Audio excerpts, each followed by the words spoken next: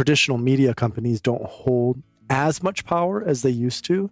Instead, individual podcasters like you can influence people in such a way. And so when you're actively talking about this, I think that has sort of a grassroots downstream effect where people go, okay, I had heard one thing and now I'm hearing something else from someone I trust. Let me dive deeper into this.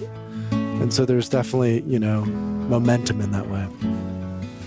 My name is Paul Austin, and you're listening to the Lifestylist Podcast. Well, folks, you asked and I listened. After receiving so many inquiries from listeners who expressed curiosity about plant medicines and psychedelics, I tracked down our guest, Paul Austin, who is one of the foremost experts in both safety and access. So if you've been feeling left out due to your location, legality, or social circles, this episode will no doubt be a very useful one for you in your future exploration. This is episode 400. God, I can't believe it, 400. Thank you so much for helping me make it to number 400, you longtime listeners. It's called Solving the Microdosing Mystery and the Third Wave of Psychedelics. Before we get into this expansion, I'll thank our sponsors, InsideTracker.com, AirDoctorPro.com, and BlueBlocks.com. And the Air Doctor is a new one. You guys might not have heard me talk about that, but you're definitely going to want to look forward to that plug because people like the people that have questions about microdosing and integrating psychedelics. I get the question so often, what is the best air purifier? There's so much competition, so much confusion, so much misleading marketing out there, and Air Doctor is the one I use at home. So I'm excited to share that with you later on. But let's go ahead and learn something about our guest, Paul. Since he first founded Third Wave in 2015, he's dedicated himself to changing the culture and conversation around psychedelics. Inspired by his own early experiences with LSD and psilocybin mushrooms, Paul's personal mission is to help legitimize psychedelic substances through the lens of intentional and responsible use. That's a really important distinction there, especially coming from me as someone who talks about this topic and my own subjective experience and the benefits. I think it's really important to keep that word intentional and responsible in there. So he says that that's what he's planning to do and is doing, ideally by beginning at the microdose level. So we talk a lot about that. For people that are curious, we got you. He's part social entrepreneur, part psychedelic advocate, and drew his early entrepreneurial experience in online language learning education to launch two ventures in the psychedelic space, Third Wave and Synthesis. We're going to cover a lot today, so you're definitely going to want to check out the show notes, links, and written transcripts for this one. You can find that at lukestory.com/thirdwave. Here's a really brief summary of this enlightening and expansive conversation. First, Paul explains the third wave of psychedelics that we're currently experiencing and how it inspired him to start his company.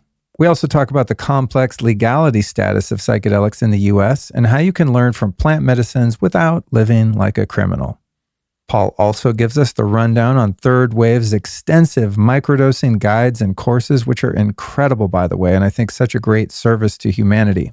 We also cover using legal, ready-made products like Feel Free and Hearthstone Collective's Kana microdose capsules as a safe way to explore the benefits of plant medicine. We also answer the question, what dosage, schedule, and type of substances are right for you? And crucial considerations when considering microdosing in combination with psychiatric medications. That part's really important, my friends. Paul also talks about the potential risks and benefits of full journeys compared to microdosing. And we cover Paul's extensive directory of clinics and retreat centers and how you can find one for yourself. The new industry of psychedelic coaches that is developed in response to this third wave. How we can support indigenous medicine shaman and their communities. And of course, I couldn't let Paul leave until I asked him his thoughts on psychedelics and sobriety.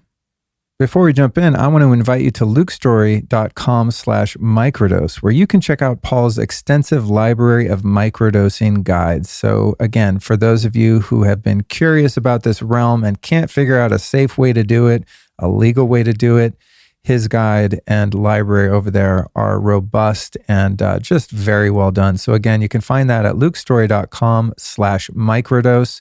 We'll of course put all of the links I mentioned in the show notes for this and every episode.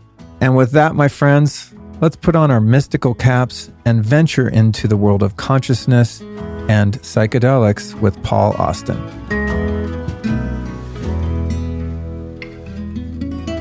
Paul, great to meet you. It's great to meet you. Actually, we met at an event. The assemblage. Yes, in New York City. Like 3 years ago now, maybe? Yeah. 3.5 years ago. Was that the Whitma Live or something we were doing? That's right. Yeah. Yeah, it was. That was a great little panel that we had. Yeah, super cool. Yeah, and a fun event. It's funny, at one of those, I don't know if this is the same one at which I met you. Might have been, but I think Brandy from Rhythmia was there. Mm-hmm.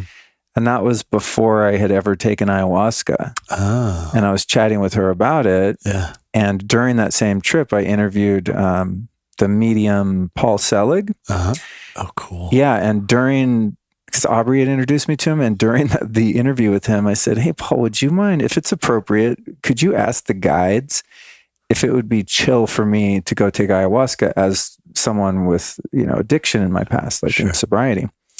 And he felt into it, and he asked the guides, and then the guides spoke and said, "You'll be safe to do that, and it's something that could benefit you." And for some reason, I believe he is channeling these guides. I mean, based on the books he writes, there's no editing. Like, no one can talk like that, even the most brilliant person or philosopher. So I was like, you know what? I mean, there was a lot that went into it, but yeah, that trip was actually the catalyst that brought us to this conversation. Really? Yeah. Psychedelics. Yeah.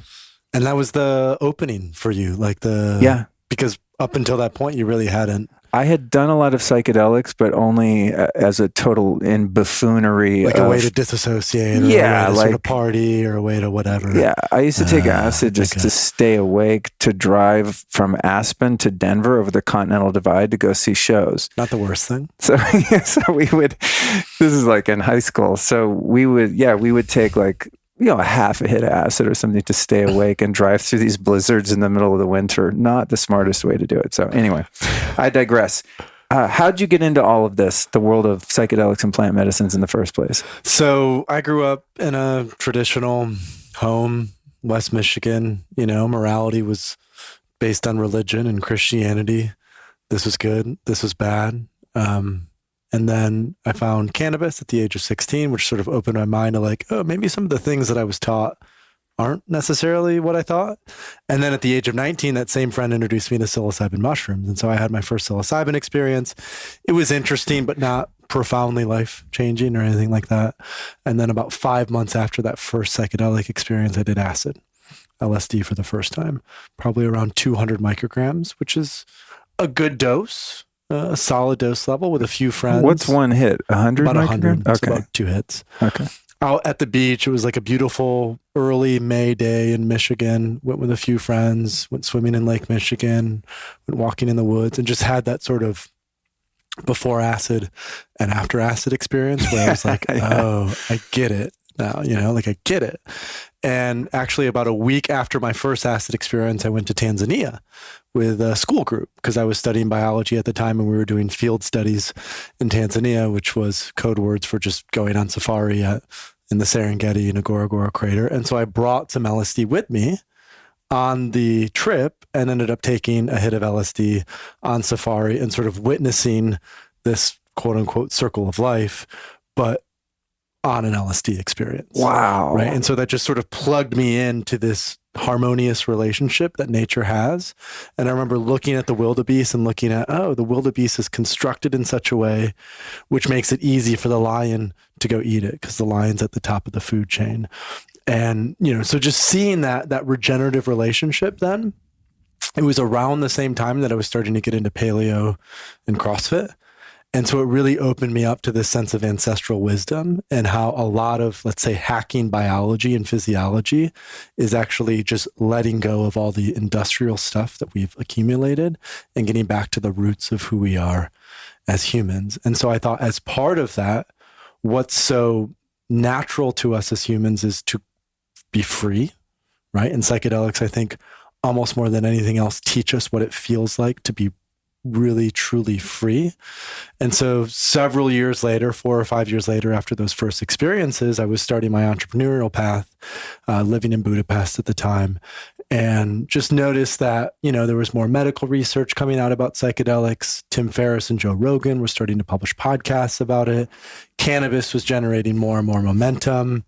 And I thought back to those early psychedelic experiences and thought, if I could dedicate my life to one mission at this point in time, I was 24 at the time, it would be to help educate a broader populace about the real pros and cons of psychedelics. What does the research say? How are these useful? And in particular, right, how can microdosing be used in an intentional and responsible way to help shift an individual's consciousness to accept these broader altered states of consciousness that some folks might not be willing to dive right into. And so then I started the third wave. And then, from that point in time, that was about 6 years ago, there's been a lot that's happened, to say the least, in the psychedelic space broadly, but also specific to the work we've done through third wave. I also started a retreat center in the Netherlands called Synthesis. And so it's been fun as an early entrepreneur in this space and someone who has done a lot of this work myself, just to witness the growth and the evolution of the psychedelic space, the third wave of psychedelics. And, we've now reached a point in 2021 where billions of dollars of investment are starting to come into the space. There's a lot of conversations around nonprofit versus for-profit, indigenous reciprocity, patents on psilocybin. And I'm just fascinated by it all, the good, the bad. It's a very rich space. And it's just been an honor to be able to do this work and to educate people in the way that we've been able to do. So cool. God, yeah. Talking to you and just looking at your site today to kind of prepare for this interview. And this happens every time I journey. I'm like, I need to drop everything and just do this. You know what I mean? Like literally every journey I have at the end, I'm like, I think I'm supposed to be a shaman, or whatever, I don't even, not that would be not a good look for me. A guide or a facilitator just or like a trip sitter or, I'm just like, everyone needs to do this, and then of course I come back to my senses and I'm sure we're going to talk about for some people and sometimes it would not be appropriate, but it's interesting, as you just described yourself kind of being immersed in this world in all ways and, creating businesses around it and things like that. I almost wish that I could just zoom out of it all completely and kind of look at a longer arc of time to see what's really happened, because it's kind of, the wheels are moving. And so it just is normal to me now that, there's someone in Vancouver doing, looking into DMT drips, and there's, Kuya here in Austin doing ketamine. And it's like normal people. I mean, like who's normal, but, I would say there's moderate people who aren't necessarily into, drugs or psychedelics. Or DMing me like, hey, what's up with this microdosing? Where do I find someone? I'm like, oh, it's illegal, first off. But it's interesting to see where we are. And I also get the sense, aside from any kind of post-trip naive enthusiasm, I really do have a sense that even through the bumps in the road that this is going to experience, as it will with any kind of movement, that this could be the very thing that is the bridge for humanity to reach a higher level of consciousness.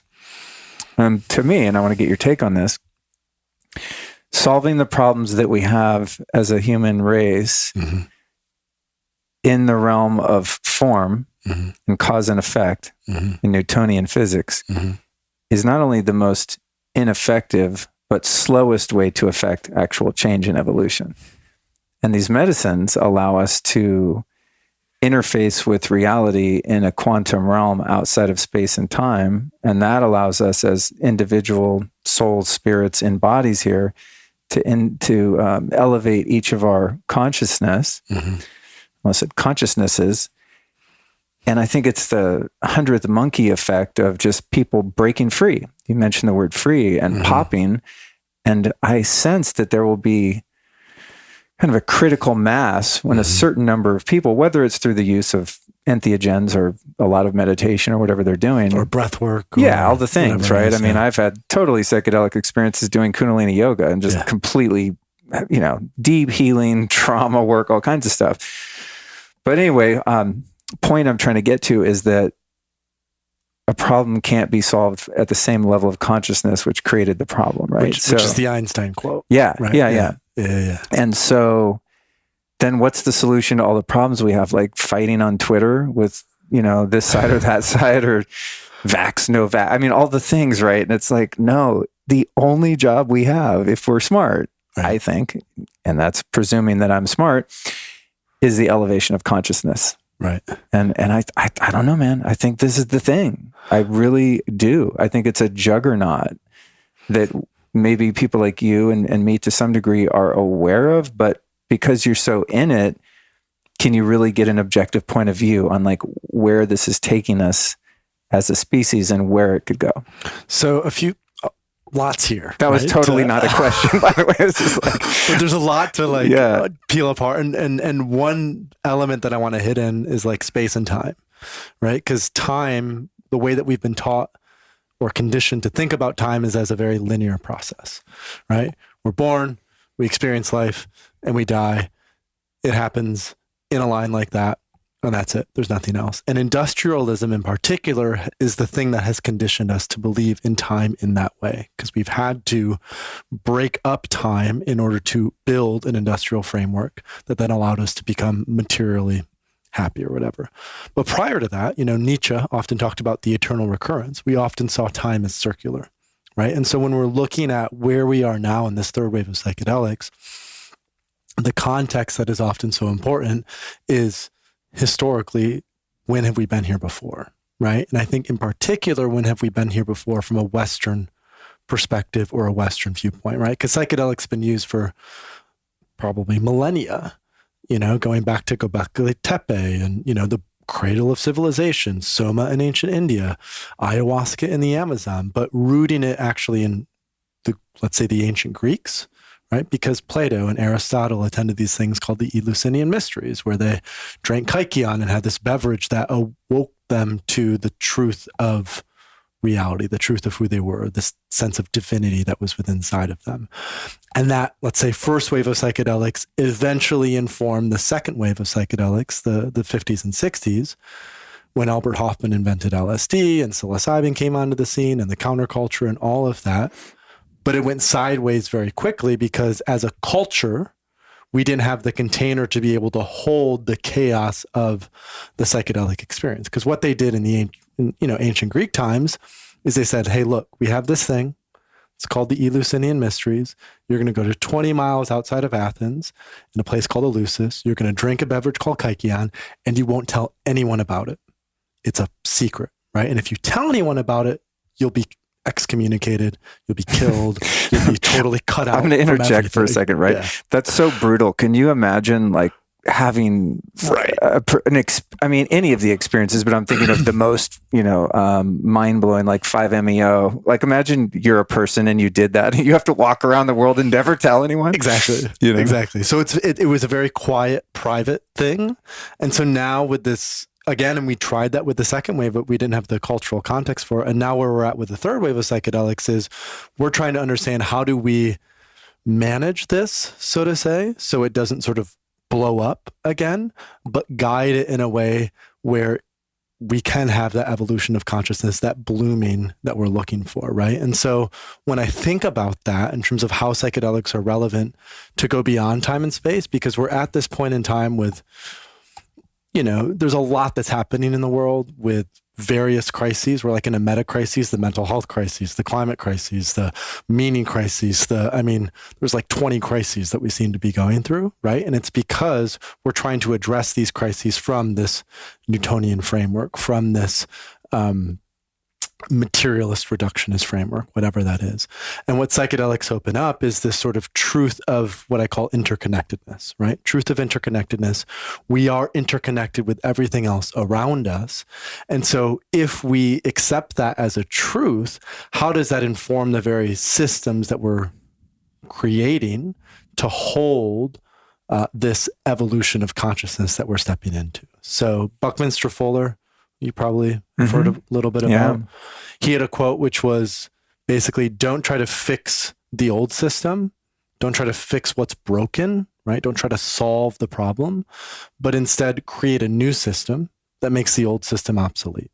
And it feels like that's what's starting to come into being with psychedelics, is they're allowing us to create that new system. Some would call it a mycelial way of being. Some would call it the metaverse and, Web3. Some would call it, they would point to these networked states that are starting to pop up all over.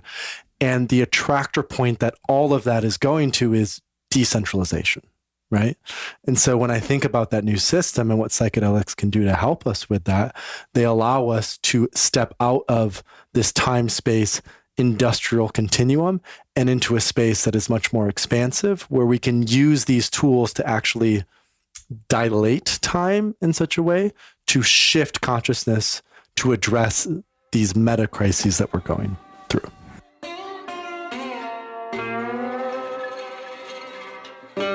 Hey, podcast listener, check this out. Did you know indoor air can be 2 to 5 or even 100 times more polluted than outdoor air, according to EPA research? And sadly, we are indoors a lot. In fact, Americans spend 90% of our time indoors. So as a result, I've been filtering the air in my house for at least 2 decades. And it's always just made more sense to have a filter clean the air than to use my lungs as the filter, if you know what I mean. And I've tried many different systems. I've been through quite a few of them, done a lot of research, and Air Doctor is currently by far my favorite and the one I use at home. Air Doctor uses an ultra HEPA filter that's been independently tested to remove 99.99% of tested bacteria and viruses, plus virtually everything you want to get out, like pollen, dust, and even smoke. And it also captures particles and chemicals, including a wide range of pollutants like foul odors, gases, and chemicals like formaldehyde. And this is crazy. In a recent independent study, the Air Doctor 3000 series was even tested and proven to remove 99.97% of the live SARS-CoV-2 virus in a test chamber. Now, of course, there's a caveat. I and they can't claim that this cures whatever that thing is, but it did remove it from the air. They are also hella quiet, which I love. That lowers the indoor noise pollution. Plus, they've got something called auto mode, which uses a laser sensor to detect air quality and automatically adjust to the correct filtration level. So it's super quiet, but then when the air gets dirty, it'll ramp up to clean that dirty air and go back to a lower setting. And lastly, as a blue light reduction fanatic, I love that you can run these units on dim mode at night, which turns off all of the blue indicator lights. So that's super helpful. So my recommendation is that you grab yourself an Air Doctor right now. They are just super badass. Here's how you do it. Go to airdoctorpro.com/Luke, and using that link will save you up to $300 on any of their 3 different sized units. Again, that site is airdoctorpro.com/Luke.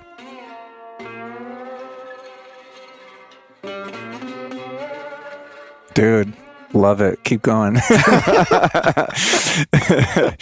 Now, to someone who's, living in the 3D world without peak experiences that have tapped them into, there's something else here. Talking about something like bending time, it'd have a hard time gaining relevance with someone, So it's like, but I know subjectively in my experience, we were talking earlier in some ceremonies in which I've sat, I mean, the amount of, realizations and problem solving and trauma healing that's taken place in 6 to 8 hours in linear time of, say, talk therapy, for example, would have taken years, and things that I worked on, psychological, stuck points and things like this, patterns of behavior, patterns of thought that just went on for literally decades, could be undone in one night of linear time. So it's like,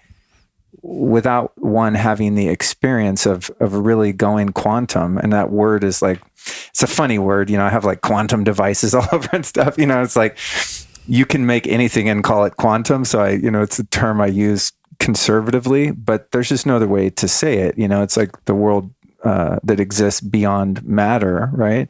And when your spirit and your kind of awareness is for a temporary time untethered from this physical world that seems so real to us, you really do step out of space and time. And the evidence of that is what I just described, that such massive changes individually can take place. Well, and then there's clinical research to back that, right? So that, even to go a little bit deeper into how that's played out, right? So Johns Hopkins has done a lot of clinical research on psychedelics. And the first study that they published was in 2006, which showed that psilocybin, the active ingredient in magic mushrooms, could occasion a mystical type experience. So essentially, they tried to quantify through a clinical trial how psilocybin could help someone connect with God and source energy. And then what they did is they showed that the stronger that experience was, the greater benefit it had on depression, addiction, alcoholism, PTSD, end-of-life anxiety, all these sorts of things. And it goes back to your point, right? I think Gabor Mate has said this, where like with ayahuasca, you can have 10 years of therapy in a single night, right? Because of how efficacious it is at opening up the subconscious and the unconscious, which most modalities that we've used in the typical medical framework do not do, right? So that opens that up, and it allows you to actually have a catharsis and process and integrate that. So that's more the medical side of things, right? The clinical framework that they've established for that. But in our conversation and in the work that I do, what I'm much more interested in is not necessarily the medical and clinical model, because again, my hypothesis and my thesis is that's broken. Let's not try to fix it. Instead, what is the new model of human evolution, right? How can psychedelics help with performance? How can psychedelics help with physiological well-being? How can they help with creativity, with flow, with self-actualization, so to say?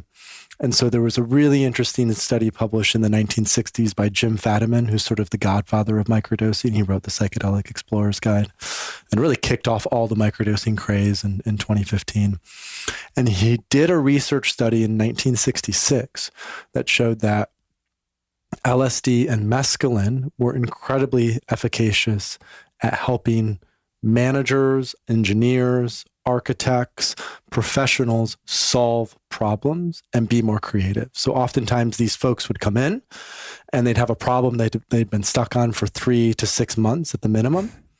And so Jim gave them either LSD or mescaline, and like 80 to 90% of the people who went through it ended up being able to solve that problem because of the psychedelic. Because normally in everyday waking consciousness, we have a very limited framework, right? We use, the classic example is we use 10% of our brain. And when we take a psychedelic, it allows that expansion to happen, where all of a sudden these things that we didn't see as connected, we finally see as, oh, like I see how that is tied into that, which allows a new system to emerge from it. And of course, in normal business, right, if you're dealing with a problem or a challenge, you do a brainstorming session, you go for walks, blah, blah, blah, blah, blah. It can take months, if not years sometimes, to actually solve it. But what I've noticed with psychedelics is that divergent thinking process, right, which is tied into creativity. Psychedelics, more than any other tool that we have, enliven that divergent thinking process and make us capable of coming up with solutions that some people would be like, how did you come up with that in the period of time that you came up with it? And the reason I talk about all of this is for the skeptic, so to say, right? For someone who maybe hasn't done this before, there's a lot of clinical research that actually points to how psychedelics can dilate time. In fact, there was a research paper published on microdosing LSD about 2 years ago, where in this research paper, they proved that microdosing LSD changes the individual's perception of time itself. And so I think looking and rooting in some of that, and of course, having the experience yourself can open up, some new pathways and avenues of how these might be useful tools. Yeah, I think one thing about it that's so interesting to me is that specific ability that these experiences have to take you into warp speed, out of the limitations of time and space, especially as it pertains, as you were indicating, to creativity. I'm thinking about, we were talking about our mutual friend Harry, with whom I sat in I guess it was a MDA and sassafras and psilocybin journey, just one-on-one, eye mask, music. And I mean, so many things happen. I could, give a 6-hour trip report just from that. But in terms of the creativity, I had this desire to write a book, right? Because it's just like what people like me do. Mm-hmm.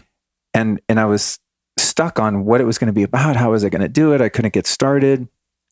And during that journey, the inquiry presented itself. What's up with this book thing? And I was like, let's look at it, talking to consciousness or myself. And I was shown, it's so interesting, but I was shown that the whole motivation for wanting to do it was based on a self-serving purpose, essentially. Like, I want to have a book because you look cool and smart and you get paid more to speak and this and that. It was just like a business idea, kind of.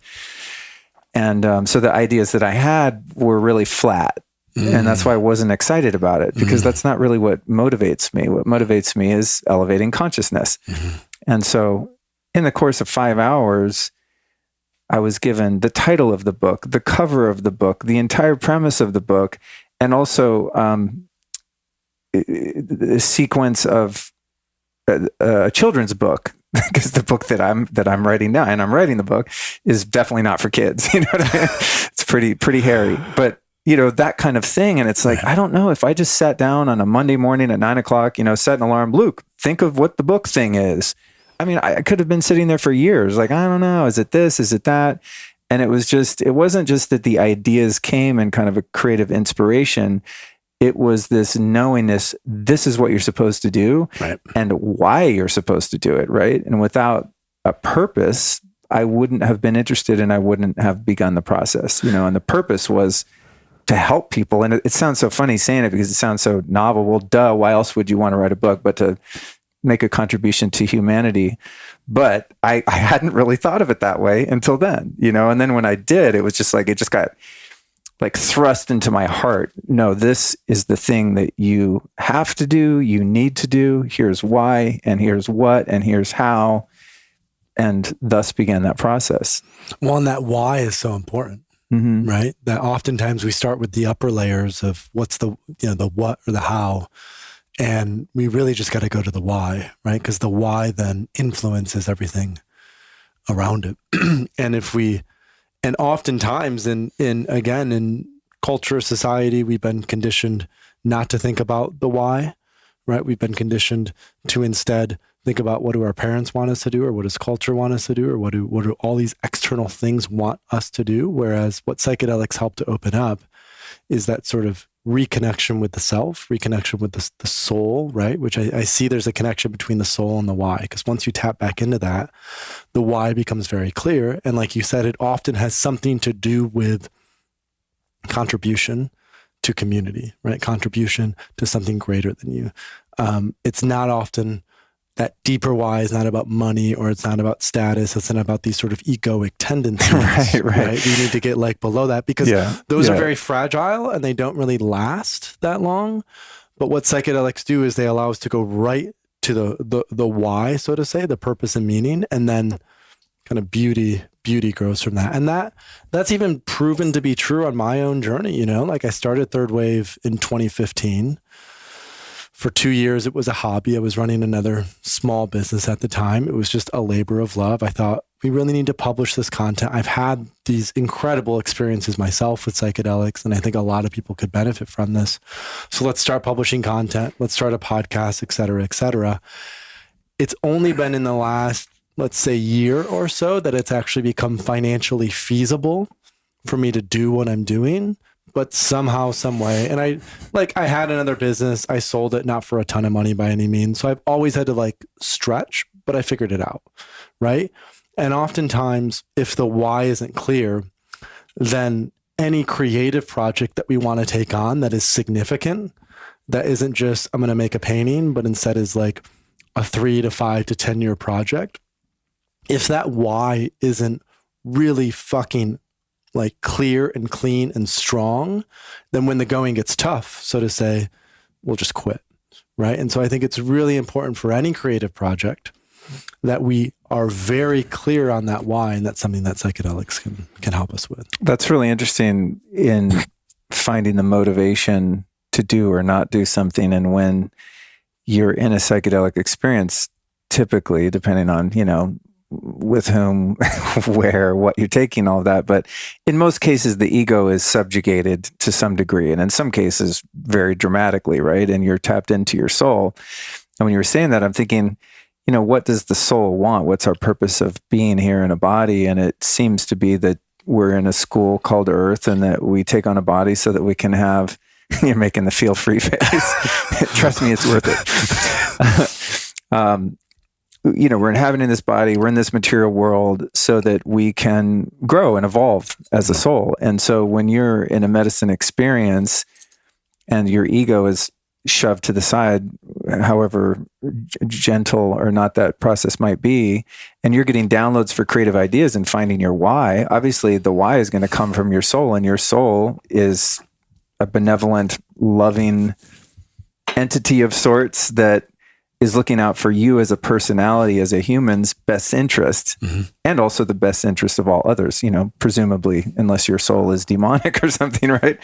Which maybe could happen. Which happens in psychedelics. You have a few narcissists. It's trippy to think about that. And that was the experience I had with the book idea that I wanted to chew on a little bit. And it was like, oh no, your little limited egoic motivation is just so feeble in comparison to, the magnitude of what the soul wants. The soul really wants to heal people and make a contribution and to alleviate suffering, and so getting that idea from the soul perspective is just like, man, there's a passion and a fire there because that idea didn't come from, a more like a flimsy or more superficial motivation. Right. It has depth to it. It's rooted in something that's beyond just the individual self. It's rooted in something broader, something greater. Yeah. So imagine just millions and millions of people popping through their inspiration from the soul's perspective rather than, base level instincts of survival and ego gratification and hoarding of,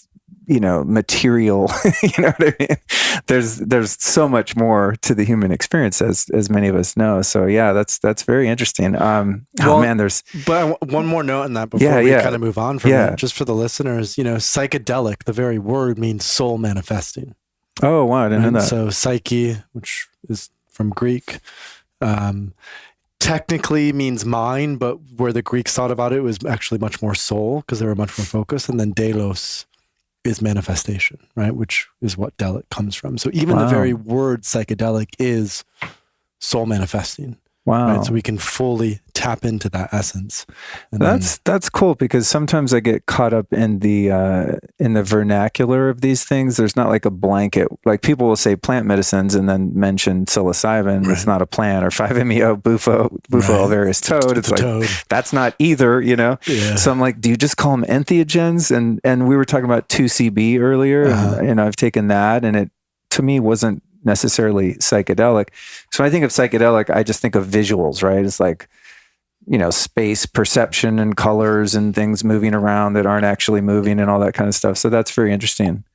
I like that definition. Well, and the classic psychedelics are the 5-HT2A agonists, right? So there's 14 serotonin receptors in the classic psychedelics: mescaline, LSD, DMT, psilocybin, ibogaine, maybe 5-MeO DMT would be a classic psychedelic, and those activate the 5-HT2A receptor. So that's typically how they're measured. But then, some people would say MDMA is a psychedelic. Some people would say cannabis is a psychedelic. Some people would say ketamine is a psychedelic.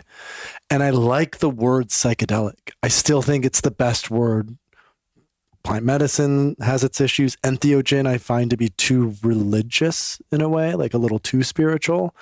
And a lot of folks are like, but psychedelics has all this baggage from the 60s. And it's like, that's true. And it still is the best phrase that we have to actually describe what these compounds do to us. And so much of what we're working on now is like, it had stigma, and we can reframe that, right? Like that word psychedelic doesn't have to be tainted till the end of time. Part of the work that we're doing through education is to actually help people understand that psychedelics are healthy, they're beneficial, they're useful when used, of course, with intention, in ceremony, et cetera, et cetera. Well, now that I know a better definition of psychedelics, I'm going to start using that one. Good. I like it. there are a bunch of other very specific things I wanted to ask you about, and especially as it pertains to microdosing and such. But going back to the waves of psychedelic, like you could say, it might have been millennia. It was the first wave, right? We don't even know how long that was, but indigenous peoples, and then into kind of the beginnings of Western civilization. And then, of course, we land in the 50s and 60s. And then there's some experimentation. There is research going on. And then something gets out of a lab, and, Ram Dass and fucking Timothy Leary are giving it to college kids. And then you've got Woodstock and, and all the things. And then, the government's like, whoa, pulling the reins on this, and starts classifying all of these substances in one category. They put mescaline in the same category as cocaine or crystal meth and mushrooms. It's like, and I've done every drug I think I've ever heard of, except PCP. Never did that, probably never will, but literally any drug I've ever heard of, pretty much I've done. And they would definitely, to me, have a different classification, which is a longer conversation. But to the point, call me paranoid, but generally speaking, throughout the course of history, I would not say that most governments have been there by the people, for the people, and that their efforts at controlling a populace and their behavior and the consequences and legislation around what you put in your body seem to be based on control, right? So to me, when the 60s happened and you had all of these young people waking up and getting crazy and reckless in many cases, and I'm sure, as you said, like the culture wasn't really ready. It didn't have the integrity and kind of the framework by which to have these experiences be beneficial and really move us forward. So, we had a lot of great art and music. And if you look at the Beatles in 1964 versus 1968, way cooler. You know what I mean? Way cooler. Sgt. Pepper's or I Want to Hold Your Hand, right? Exactly. So it's like, it obviously did, Jimi Hendrix, I mean, like it did something culturally. But my question, if I can get to it, is why is the government, who I do not see generally as being my friend, like not stopping this now? Because it's like now we have the sort of blueprint for it from people like us and many others who are moving this forward in medicine and just outside of medicine and culture in a more mindful way. To me, like the powers that be's worst enemy is an awakened populace. So I'm always sort of just curious as to why they're allowing, certain states to legalize psilocybin, and MDMA therapy looks like it's around the corner, and there's ketamine clinics. Like, why are they letting us do this? I guess is the question, Yeah. Do they not understand that this is going to be their downfall eventually? They don't. They just don't. No, it's just, do you know what I'm trying to get at? I get where you're coming from. I don't think they can grok that. I don't think, because they're still stuck in such a, let's say, a 3D world, to use a phrase, whereas we're going into 4D and 5D and 6D, so to say. And like the way that psychedelics have been brought through clinical research, right, with Roland Griffiths at Johns Hopkins, with Robin Carhart Harris at Imperial College, all the work that Rick Doblin has done through MAPS, MDMA for PTSD, the forerunners of the psychedelic renaissance, this third wave of psychedelics, have been very cautious and careful not to repeat some of the mistakes of the 50s and 60s, right? Because as you mentioned, in the 50s, there were, I think, 1,000 clinical papers published on the efficacy of LSD to treat everything from anxiety to depression to alcoholism to autism to a number of other things, right? But when it got outside of the clinic, it was in very, very high doses, and things went sideways as a result. Now, also in the 60s, those who were using these high doses of LSD were also protesting the Vietnam War, right? And they couldn't make protesting illegal, but they could make the drugs that the protesters were using illegal, LSD and cannabis. Ah, interesting. So that's also another element. Now, what's happened this time around is cannabis is making a really big difference, right? Because cannabis is now legal, I think in 12 or 13 or 14 states, something like that. It's medical in a number of other states. It's helped to reframe the general populace to understand, oh, this is how and why cannabis can be beneficial for taxes or for pain and opiates, or for a number of other reasons and things. And as we both know, cannabis is just the gateway drug. And I don't mean that in like cannabis is going to open you up to the harder drugs. I mean, cannabis is the gateway drug for psychedelics to be more widely accepted. And I think because of how amazing the clinical research results have been with psilocybin and MDMA, the government has come to a point in time where like they have 22 veterans who are committing suicide every day as a result of these useless wars that they've committed in Iraq and Afghanistan. They're actively looking for solutions to help them. And MDMA looks to be the best solution at this point in time to help them. So they want to support that to some degree. When it comes to something like psilocybin, we have a mental health crisis with major depressive disorder and treatment-resistant depression, and there seems to be a sense of wanting to help people who have those issues, and Prozac and Zoloft and all this other bullshit that pharmaceutical companies have been feeding people forever, again, is not working. And so I think they're open to looking at novel and new solutions. In fact, the DEA has actually publicly supported the rescheduling of psilocybin from Schedule 1 to Schedule 2 or 3. And the DEA has also supported an increased production of psilocybin because they see how much momentum is being generated. But again, what you and I both understand is this larger meta trend. And this larger meta trend started in the 60s. Right. So there was actually a phenomenal book called The Third Wave. It was written by Alvin Toffler, who's this futurist who wrote it in 1980. And in that book, he talks about the transition from the industrial age to the information age. Right. And so what happened in the 60s was because of the widespread use of psychedelics, the widespread use of psychedelics is what influenced the computer revolution. And the computer revolution is what influenced this decentralization technology that now is much more widespread. And so since the 60s, we've wanted to be more free in terms of the type of systems that we're building, but the federal government has sort of kept it clamped down. And now what's happening specifically with psychedelics is you have Oregon, who just legalized psilocybin. You have Detroit, Seattle, Oakland, and Denver, who have decriminalized all plant medicines. You have a state like California that's looking to legalize psychedelics, as well as Michigan and Massachusetts. So there is this sort of decentralizing of psychedelic acceptance where even, let's say, a worst case scenario, we get all the clinical trial results in for psilocybin and MDMA. The FDA wants to approve it for use, and the DEA says, no, we're not doing that, right? We're not ready yet, et cetera, et cetera. There are still then these other channels that are developing that are not reliant on the centralized structure of the FDA that ensures that psychedelics will become more commonly available. So I think it's partly like the clinical research has just been so great that they can't turn a blind eye to that. And we live in a very different time period, whatever, than the 60s. Because in the 60s, there wasn't the internet. There weren't all these podcasters who were openly talking about it.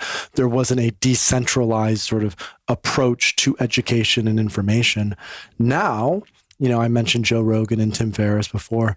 You have a very popular podcast. There are many other popular podcasts that have just started to openly talk about psychedelics. And that way of influencing is much different than traditional media, because a huge element of why the 60s went sideways was because of the media coverage, right? And the way that the media covered this blossoming of psychedelics. And what's happening now is traditional media companies don't hold as much power as they used to. Instead, individual podcasters like you can influence people in such a way. And so when you're actively talking about this, I think that has sort of a grassroots downstream effect where people go, okay, I had heard one thing and now I'm hearing something else from someone I trust. Let me dive deeper into this. I love that. And so there's definitely, momentum in that. Wow. Well said, man. God, I didn't even really give you a cohesive question and you still answered everything I was thinking about. And to your point, it's funny, after, being sober for so many years, and obviously my family supportive of that, is in a real bad way earlier in life. But when I did my first ayahuasca retreat, maybe 2.5 years ago or something, I never mentioned it to my parents, right? My dad's a bit more square. I think my mom grew up in Berkeley in the 60s, so she's no stranger to these ideas. She's probably taken acid herself for all I know. Probably has, actually. Microdosing. Yeah, she's probably, if she's watching, Mom, sorry. My mom hates it when I talk about her on my podcast. I'm always like, careful what you say. She's like, dude, I have a life here, Yeah. But anyway, to my point, my dad, maybe a week ago, calls me. He's like, hey, he texts me. He's like, hey, can you talk? And that's not abnormal. Sure. We got on the phone. He's like, listen, what's going on with the psychedelic stuff? And I was like, here's the call. Cause they see the content I make. And I had the talk with him, and, he was not overly concerned, but like, I'm just kind of worried this could lead back to your old ways kind of thing, and right. I was like, okay, here we go. I got to, educate him about what makes this different. And really I could have just summed up that and like, look at the external manifestations in my life. I'm more successful, healthy, happy than I've ever been in my entire life. And if I was doing drugs in the way I used to do them and the types of drugs I used to do, you'd have about 2 months before you see my entire life just cave and I'm literally in jail or dead. It's just not even exaggerating. That's how bad things go for me when I'm, doing the types of drugs I used to do and the way I used to do them. So I said, hey, let's look at the results. By their fruits you shall know them. I don't have to prove anything to my dad, but just to assuage his concerns. And then I started just explaining some of the things you're talking about and the history of it and how it was vilified and how they were miscategorized and all of the research that's going on and really what the intention and purpose of a guy like me exploring these things is. And, by the end of a 30-minute call, he was like more interested, than he was, concerned. Yeah. And then he sent me a text like a week later. He's like, yeah, I won't mention who it is, but I talked to this other person in the family and they've been doing this thing called microdosing. It sounds awesome. Now he's like curious about it to the point where I'm almost like, when we leave the United States thinking about, I'm sending him some microdose mushrooms, right. It's like, dude, do half a cap, see how it goes. But I have a similar story with my parents. So really? I'll just give a shout out to my parents as well, because, I grew up in a not conservative, but traditional environment. Both of my parents are more progressive in terms of social policy, but definitely traditional. And I remember in 2014, I told my mom, both my parents, that I'd done acid. And I remember my mom's response was, if you keep doing that, you will turn into a wet noodle. That was her belief, because she had never done it herself, but growing up in the environment that she had, someone very close to her had fallen into the drug trap, so to say, cocaine, other harder drugs, as well as mescaline and LSD. And my mom thought, the reason that it was this person close to her is struggling so much is because she had all this drug use before. So she's like, if Paul does that, it'll turn out really bad. So I just started we now have an internal joke on the team with Third Wave that I built the website for my mom. Right. Because I wanted a public place that anyone could go that has guides and has good information and is well presented. But then, I just would send her information and send them research. And over time, they started to sort of open up to it. And my dad has always been more accepting and understanding. My mom and I tend to be, she's a Taurus, I'm a Leo. We kind of like, go head to head in that way. Sense. And then in 2018, Michael Pollan's book came out. Right. And so I sent it to my dad and had, he read the book, because we have this thing where we trade books where I'll read one and then he'll read one. And so he read Michael Pollan's How to Change Your Mind. And he was like, okay, I might be interested. And I'm more open to this than I was before. Right. And, this is someone who has never done any substances whatsoever, has never been drunk in his life, has never smoked cannabis in his life. And all of a sudden he was open to potentially trying something like microdosing or a higher dose of psilocybin. So my parents went from, this is going to ruin your life, very skeptical, we have no idea what you're doing, and, to, we see why you're doing what you're doing. We're more and more open to it. And in fact, 6 months ago or so, my mom, she worked as a social worker in a hospital. She's retired now. And she sent me a few emails. She works for a major hospital system up in Michigan, and they were starting to get emails in their newsletters about ketamine-assisted psychotherapy and MDMA-assisted psychotherapy, and how this major hospital network was going to start doing education for their doctors and clinicians about psychedelic-assisted psychotherapy. Wow. And I thought, wow, like things have really changed in the last few years. That's to get crazy. to the point where my mom in the Midwest as a social worker is now getting emails about training for psychedelic assisted psychotherapy from her employer, who's a very conservative employer in Michigan. So cool. Let's all dose our parents. Let's do it. Heal the generational trauma. That's right. Might take more than a microdose yeah, but that's exciting. You know, it's like I want to kind of take a time machine to even 5 or 10 years from now. I mean, can you imagine? I just think, man, the healing that has taken place in my life, and we'll get into the disclaimers and warnings, and, you know, I'm hesitant to be like a cheerleader for psychedelics and plant medicine. Reticent. Thank you. Reticent. Too much acid. Today? Maybe. Or generally. Maybe. No, that's the old paradigm, right? Right, Causes brain damage. Yeah. But, you know, I always want to be responsible, yet at the same time, sometimes it's hard to bridle my enthusiasm because of my subjective experience, you know, and just the things that I've been able to heal. And I just think, oh my God, there's so many people out there with PTSD and they don't even know it. So many people have not only had childhood trauma, but just being a human being, even if you do everything right and you have good people around you, is traumatic, right? It's not an easy game. And it's just incredible to think about the potential of people outside of, you know, our circles, like you're discussing with our parents, and just, you know, normal people having the opportunity to heal themselves. You know, just like actually heal themselves. Yeah, and that's something we even talk a lot about with Third Wave in our internal team. It's like there's a lot of bullshit in the personal development space. There's a lot of bullshit in the sort of spiritual, you know, evolutionary space, if you will. The higher, like, it's hard to tell what's real and what's not sometimes because it can be very murky.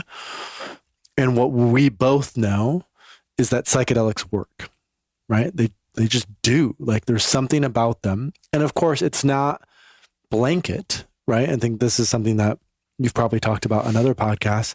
Like, it requires preparation. It requires intention setting. It requires, you know, a ceremonial setting or something that is a bit more held for that to happen. It requires, I think, more than anything, integration. But if you follow that process, so to say, and you have community to support you, you have a coach or a guide to support you, these medicines work. They heal trauma. Most importantly, they heal trauma. They inspire creativity and agency and freedom. And I think they're a sort of glimmer of optimism in a world that feels very cynical at this point in time. yeah, to say the least. This show and my lifestyle in general is all about achieving maximum health on all levels: mental, emotional, spiritual, and of course, physical. When it comes to the physical, I do my best to avoid guesswork, which is why I love this company, Inside Tracker. They've created an ultra-personalized performance system that analyzes data from your blood, DNA, lifestyle, and even fitness tracker to help you optimize your body and reach your wellness goals. Getting all of this info about your body adds an exponential level of precision and customization to your Inside Tracker action plan. And when it comes to biomarker testing, I want to go for the max level of health, not the average. For example, my recent Inside Tracker testing revealed that my inner age is 47, which is cool because I'm currently 51. But I also found that my cortisol and LDL cholesterol was high. Fortunately, my vitamin D was optimized, probably because I get out in the sun so often, as were my magnesium and inflammation markers. So I had a little bit of work to do. And the cool part about getting this info is now I can use their app and web platform to improve based on their personalized diet, supplement, and fitness recommendations. So with Inside Tracker, you can track your progress and adjust based on real-time feedback from your body. Then you retest every 3 months to see what's working and maybe more importantly, what's not, or even adjust your goals to develop a new action plan. This is an awesome tool for those of us wanting to make the best use of our time and money when it comes to being healthy. And you, my friends, can get on board right now and get yourself optimized. Just go to insidetracker.com/Luke, where you will save 25% off the entire Inside Tracker store. So again, just use the link insidetracker.com/Luke. Being a pretty chipper guy, sometimes I just go on my Telegram channel. Shout out to my Telegram channel. If you want the bad news, join my Telegram channel. But yeah, I mean, I just, I look at alternative media and things that are going on in the world, and it's very tempting to get drawn into the duality of like, oh my God, we're fucked, but after enough of these experiences, I think one is more easily able to kind of walk between both worlds and take all of it a little less serious. Way less I think serious. that's been kind of one of the big benefits for me, aside from just, I healed this thing and that thing and had this realization. It's a more sort of detached experience of life. I was talking to my wife, Allison, about this morning. Actually, it's like, it's hard to describe, I think, to someone who hasn't had this experience over time, but it's like I'm kind of here, but also not here. And I used to be so here that it was suffrage. It's like just believing the thoughts, so attached, and believing the feelings, and just attachments and addictions and patterns and habits and stress and wanting to wrestle my control over every little thing to stay safe and all of that. And so with what's going on with the world now, I mean, there's a kind of a fighter inside of me that's really concerned about just the human rights abuses and just the power grab that's going on worldwide. I mean, it's just astonishing. Yet at the same time, like, I know that this is all kind of theater, especially after a few 5-MeO experiences. I mean, to want to talk about coming back here and be like, oh, this is totally not real, But I think that, to your point of the integration, it's like, okay, so we have this liftoff experience with psychedelics in which you have not just, an intellectual concept of you not being your body or your mind or your ego, all of these, philosophical ideas that so many of us had read in books and been to meditation retreats and done the yoga and non-duality and all of this stuff. It's like, it's there and you kind of get it. But as you start to have that visceral experience, it's so fun to actually come back and just be a person again after you've been disintegrated, It's like you're just blown apart and everything you think was real is not, but you can't walk around in a body in that state, I don't think, I mean, maybe very few enlightened masters have been able to stay here in a very high level of consciousness and be a householder and do their human thing while they're just totally blown out into full-scale self-realization. So it's almost fun just kind of coming back from those experiences and learning how to bridge those two worlds. And in so doing, everything's just a lot less serious.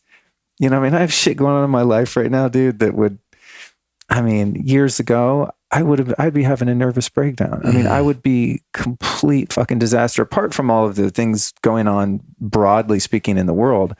Just, buying a house and renovations went to hell and just not really being grounded and just so many crazy things happening. And it's like, I don't know, there's just a trust in spirit that everything is exactly as it's supposed to be. Yeah. And not like just saying that, but having the felt experience of that I'm going to be all right. I am all right. You're all right. The world's all right. I don't need to save the world. I don't need to save all those people that are, I think, harming themselves in various ways. It's like, no, man, I'm not in charge. I'm not in control. And from the ego's perspective, that's terrifying. But from the soul's perspective, that's freedom. That's freedom. That's liberation. It's like, I don't need to control. I remember at the end of my first 5-MeO experience, I was like praying to God. And one of the many prayers was, would you just be with me and just protect me? Like this voice from the heaven said, you don't need protection because you are safe. I mean, just a morsel like that just changed my life. I could read that in a book and go, oh yeah, I kind of get that. Sure. And then the final analysis, like, we're all going to be cool. Okay.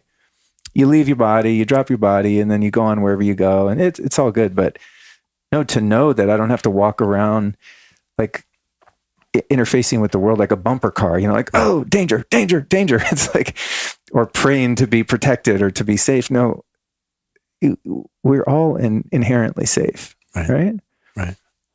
And that's a lot. It's the remembrance of that. That's what psychedelics do, right? They help us to remember that, because we often forget, right? The personality and the way that we've been raised oftentimes is because of traumatic experiences that have often happened to people. They don't feel safe in the world. And when we have this direct connection to divinity, right, it lets us know that you are safe and that you are loved, I think, as well.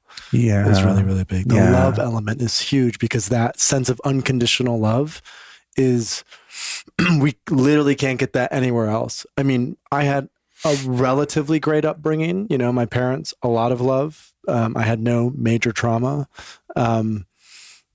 And like, still, my mom's love was conditional in some ways. My dad's love was conditional in some ways. And I think that is the appeal oftentimes of this experience, is when you experience God, source, whatever you want to call it, there's this felt embodiment of unconditional love, which physiologically and emotionally and spiritually is so healing. And I think it's where so much of that healing comes from. And so transformative, back to that evading space and time, one moment of feeling that changes your life forever. It's just crazy. Yeah. And the people in your life could tell you how much they love you and even demonstrate that every day. And it pales in comparison to what, that felt sense of, it's not even a feeling. It's just the knowingness that there is love that exists universally, and that you were included in that, right? And that there is this benevolent field energy source, God thing that just totally loves you no matter what you've done or who you are or what you'll be, and that there's no way to undo that. It's incredibly transformative. It is. It's just the best. All right, I want to get into some other questions here. Right. So I love it. I would be definitely remiss if we didn't get into microdosing, and this is kind of a nice segue out of that, because you don't really experience God when you're microdosing. Yeah, well, right? It's the deeper experiences aren't necessarily appropriate for all people at all stages of development, and there's so many different life circumstances that could be and probably are prohibitive to some people, even just socially. Our parents, for example, right? Just the social constructs and the fears and the stigma. But I think the Trojan horse in the best way possible, and obviously the safest way into this, is microdosing. And you mentioned it before, and I know you have like a course, I think, on your site, to do this. And so many people message me all the time with so many questions about microdosing, and these are people that maybe don't run in circles where these substances are prevalent. And there's, I probably know 5 people right now that I could text that could bring some, microdose capsules of mushrooms over here, whatever.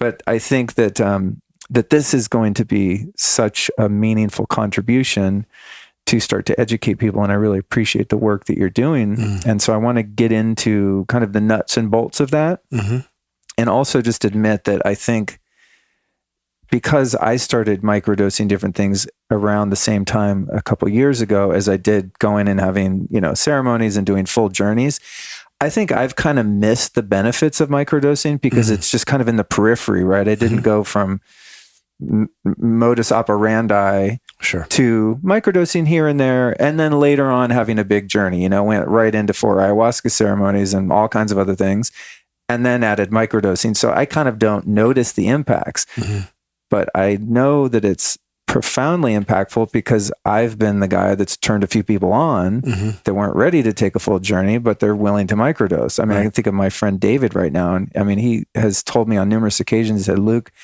dude, you changed my life," because I turned him on to microdosing psilocybin. He's like, it literally cured my depression and anxiety. And also in his case, addictions, which is crazy, because he was a sober guy. Like to drugs or just? Yeah. I mean, he was sober. But then, this is not something I'm going to try, and addicts don't try this at home, but he uses some things like alcohol and cannabis recreationally now. And it's been, a couple of years, and does not show any signs of becoming addicted to them. Wow. Like he was before. Sure. And this is like a sober guy that had a lot of problems and had to stop everything 100%, started microdosing, had a few, macro experiences, and is basically like healed of addiction. Just fucking crazy. That is crazy. But his big, most meaningful first launch was just following a nice, safe microdosing schedule, and it had a huge impact. And I know that's true for so many people. I just feel like I kind of missed the contrast of that because I just went for all of it at once. Sure. So let's cover a few of the different types of substances that are common in microdosing, and maybe even a couple obscure ones, and then get into like schedule, the amount, like the whole thing. If you could kind of tie a bow on that for someone, say, is hearing this and they have just heard the word but have no idea what's happening here. Can I do a little history? Totally. Oh yeah. That's great. I didn't even think of that because I don't even know that there is a history. I studied history in undergrad, so whenever it comes back, I'm like, let's weave a little more context in this. So Albert Hoffman, yes, the inventor of LSD, right? He was interviewed by High Times in the mid 70s. And so there's like an article that was published in 1976. And in that article, he said that he thought that 20 to 25 micrograms of LSD would be useful as an antidepressant or a euphoriant. And so Albert Hoffman went on for the last 30 years of his life microdosing LSD to help with energy and clarity. He lived till he was 102 years old. Oh, shit. Really? Yeah. Wow. So word of that got back to Jim Fadiman somehow. And so Jim was like, this is interesting. Let's explore this with a small group of friends. So Jim got some acid, sent it out to a small group of friends in the Bay Area, and just asked them to write back about their experiences with microdosing and how it went. And then he included a lot of those experiences in his book, The Psychedelic Explorer's Guide. He had a chapter 16, that was just about microdosing. Is that the word he used for it? Microdosing? Mm-hmm. Yep. So, and he sort of invented that term, to say. Okay. Because microdosing was not a thing, in the 50s and 60s. They did some research on psycholytic assisted psychotherapy, which is taking lower doses of psychedelics, like 40 times instead of just once. But microdosing was not really a thing. So Jim invents the term, publishes the book in 2011. In 2015, he's on the Tim Ferriss podcast, and then it sort of blossoms and takes off from there. Rolling Stone publishes a piece on it. A number of other media publications publish a piece on it. And it was at that time that I heard about it, that I heard about microdosing because I listened to the Tim Ferriss podcast here and there. And I thought back to the early experiences that I had with psychedelics, right? When I was 19 and 20, these higher dose LSD experiences. And I remembered from those experiences that I had this sort of afterglow effect where for the week or 2 weeks after, I was more mindful. I was more disciplined about the food that I ate. I was more connected in my relationships, right? Kind of these typical afterglow effects you have. For real. Yeah. You're like, oh my gosh, I feel amazing. This is incredible. I have that after ayahuasca. Right. And 5-MeO. Those two mainly. Mm-hmm. Yeah, it's funny because I never actually thought about that afterglow, but that is quite pronounced in some cases. And it's because, you were talking about rigidity, right? How sometimes we become too attached and rigid. And what happens when we do these higher doses of psychedelics is we become more malleable. We become more relaxed. We become more flowy with life so that we were not resisting it so much, but we're simply going with it. And so I thought back to those higher doses and considered microdosing and was like, okay, I bet if I microdose, let's say 2 times a week, which is what Jim Fadiman had recommended as a protocol, that way that will elongate this afterglow effect where instead of it just being for a week or 2 weeks, I can have this afterglow indefinitely. So I ended up microdosing twice a week for 7 months with LSD. It was profoundly impactful. It was so interesting to me at that time that I started Third Wave just to educate more and more people around it. And essentially what I learned both through microdosing myself, but also doing all that research is that microdosing is not so much, hey, just take a very low dose of a psychedelic and see what happens. Instead, it's taking a subperceptible dose of a psychedelic, so about 1/10 of a regular dose, and doing it 2 or 3 times per week for a minimum of at least a month. So just like you wouldn't expect to, experience all these benefits from meditation if you sat down on the cushion, sit down on the cushion, 15 minutes later, you're like, am I enlightened yet? No, like with meditation, you meditate every day for 4 to 6 weeks. And at the end of those 6 weeks, you're going to notice significant changes from when you started. Microdosing is very similar, where you're committing to doing it 2 or 3 times a week for, let's say, 4 to 6 weeks. combining it with some sort of mindfulness practice, meditation, yoga, breath work, because that helps to ground the energy a little bit more. And then doing it, usually most people do it with LSD or psilocybin, because those are the two most common ones. So with LSD, it would be somewhere between 10 and 15 micrograms. With psilocybin, anywhere from like 100 to 200 milligrams usually is what people will do. You know, some people will microdose ayahuasca as well. Some people will microdose iboga. I think microdosing San Pedro is actually the best substance that we currently have for microdosing. And the reason for that is because psychedelics are anti-inflammatory, right? And the psychedelic that is the most potent as an anti-inflammatory is San Pedro. And so microdosing, my sense of the benefits that people are experiencing from microdosing is the impact that it's having on inflammation, chronic inflammation. And that by microdosing, let's say for a consistent period of time for 4 to 6 weeks, it's helping to lower chronic inflammation in the body, which is then leading to a relief of depression, alleviating anxiety. People, some people had like shingles and they started microdosing and their shingles went away. Some people, women in particular, had really painful periods and then they start microdosing and their really painful periods goes away. So there seems to be this harmonious impact that microdosing is having, where it's just allowing the body to better communicate with itself, so that way it can show up in the world a little more balanced, a little more centered in everyday life. Other people will talk about how it helps with creativity, it helps with flow, it helps with social anxiety. For me, it was largely social anxiety that it helped with.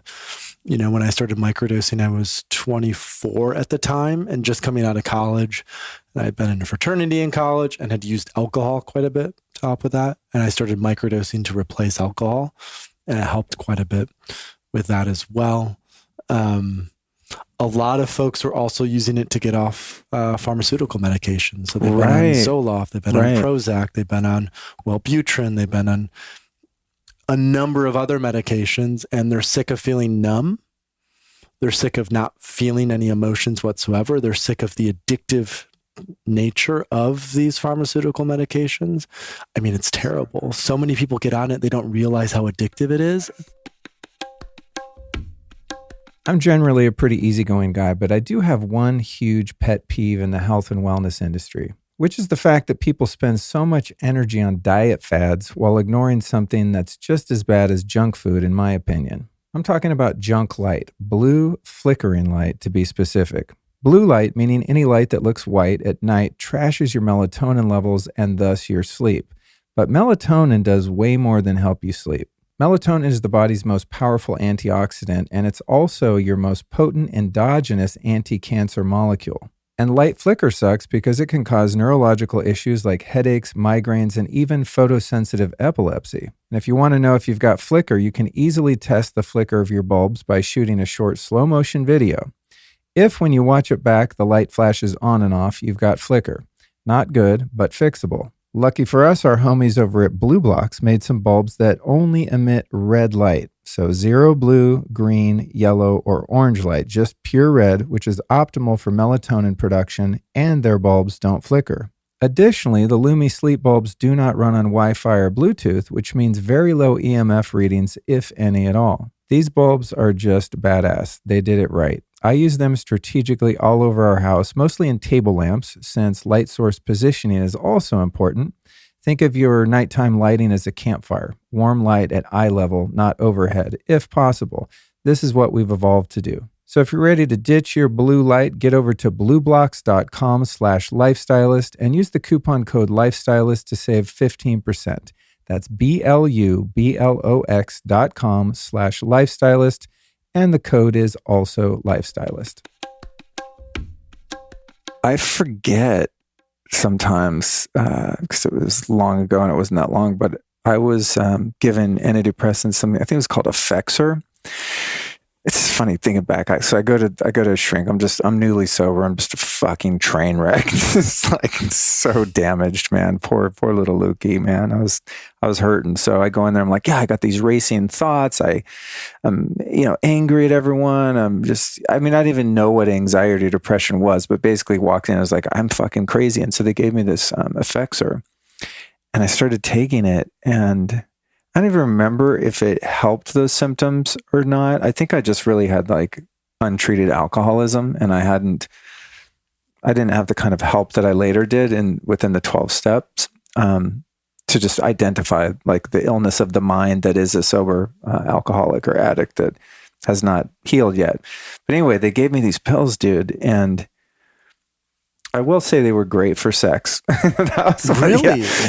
Which is, at the time, the doctor said, I'm just going to warn you, you might become impotent. And I was like, anything's better than crazy like I am now. But yeah, it was awesome for sex for me, actually. That's the one thing I remember, like prolonged sexual experiences that were awesome. Wow. Yeah, crazy. Unexpected. But the addictive piece, dude, I was addicted to heroin, right? I mean, and a lot of other things, but that was like acute physical addiction. You don't have it for so many hours, you start getting real sick and really, depressed and stuff. It's like opiate withdrawals. People have asked me what it's like. It's like having a combination of suicidal depression and the worst flu you've ever had in your life at the same time, knowing that if you just had a little morsel of this one thing, that it would all go away and you would feel amazing, which makes it even more torturous. It's just the worst ever. I would highly advise people to not do heroin. Yeah, bad idea. Yeah. There's a sweet spot in the beginning. I'm not going to lie. People do it for a reason, but that sweet spot goes away quickly. Anyway, I run out of these Effexor pills and I'm freaking out, man. I was worse when I ran out of them when I first started taking them, right? And then so I found myself like, calling the office, and I couldn't get over there, and they would literally like, and this is like a shrink in Century City, $400 an hour. This isn't like, some shady doctor. This is a legit psychiatrist. And they would like leave them, behind the mailbox in the front of the medical building. And I'd go over there in the middle of the night and get them. I'm like, oh, okay. Like if it was a whole thing. And I remember thinking, I didn't get sober to live like this, man. No. Like this is what I was doing before, only I don't even get the feel good part of it, albeit, how fleeting that was most of the time. So yeah, not to tell anyone like quit your meds, but I had to wean off, and it was a whole thing. It was horrible. It was a horrible experience.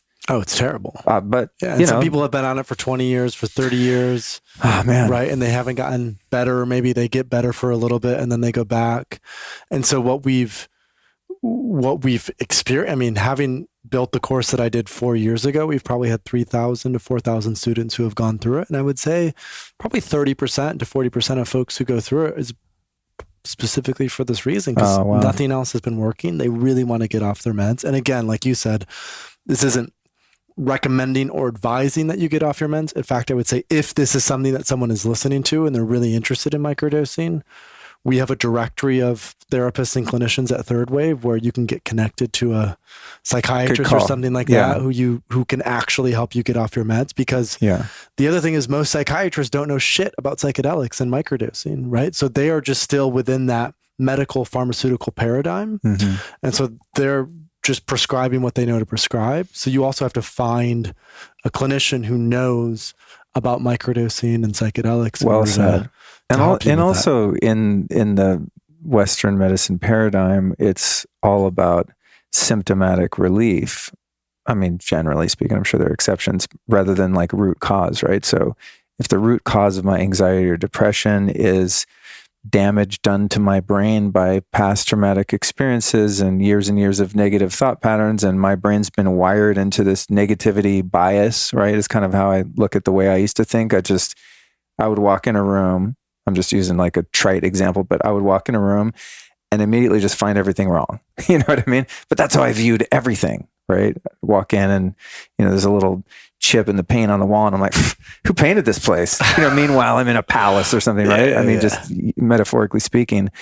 But to take the antidepressants like I did, I guess I got some relief of symptoms, but certainly didn't heal any of the underlying causes that were, manifesting as suicidal ideas and depression and just gnarly panic attacks and anxiety. I mean, that didn't stop that, but it sounds like if microdosing is done in a supervised kind of legitimate way, that you're going after the root cause.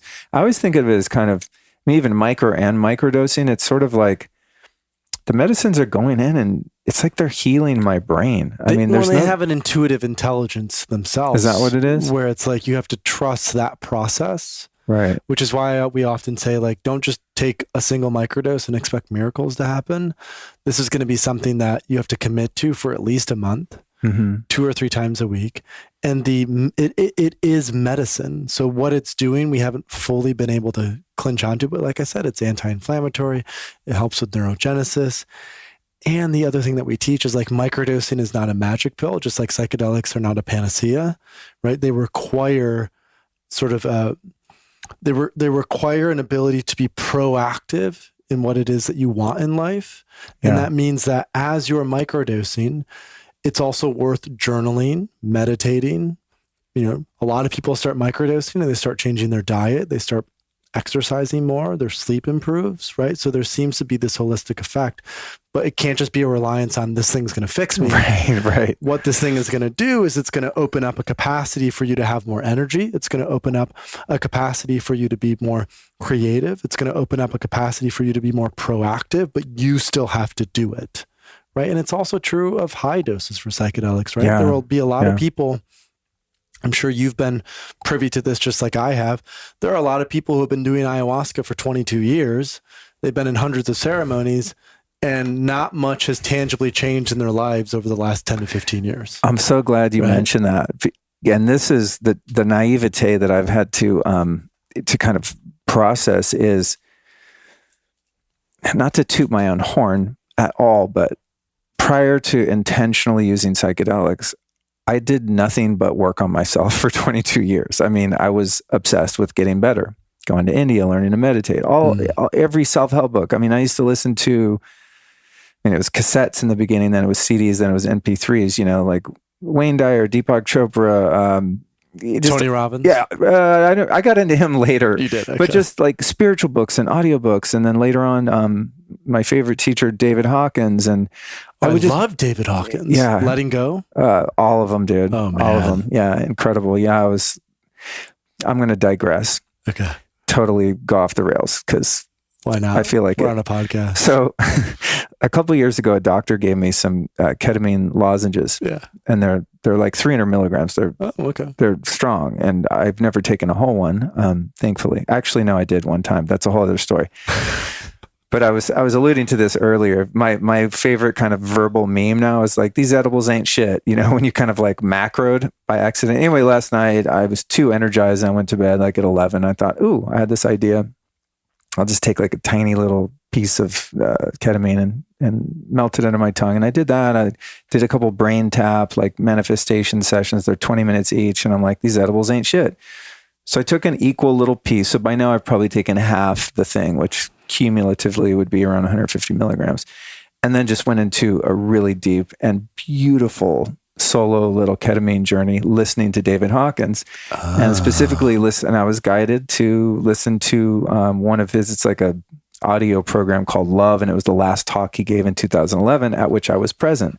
Oh, wow. Yeah, it was really, so I was there in the room and I had this whole totally unexpected, just beautiful, transformative journey last night where I just went into just the depth of love. And it was profound. I mean, even today I got up and integrated with Allison, who I think you've met actually. She said she'd met you at an apple orchard. Yeah, she said. In New York City, you remember? She said he probably won't remember. Oh, I remember Allison. Oh, yeah. She's hard to forget. Thank you. But yeah, so I got up and I was like, I think I kind of need to integrate, and we went through a really beautiful process. But that was one of those times where it's like, it wasn't really intentional. Actually, I didn't like have set and setting. I mean, my house is set and setting, but it wasn't like a ceremony per se, but it ended up being, just incredible, just a really, really unexpected, launch pad into a great day today. But I totally forgot what I was talking about before that. Well, we were talking. I digressed myself out of what I felt like was an important point. It was.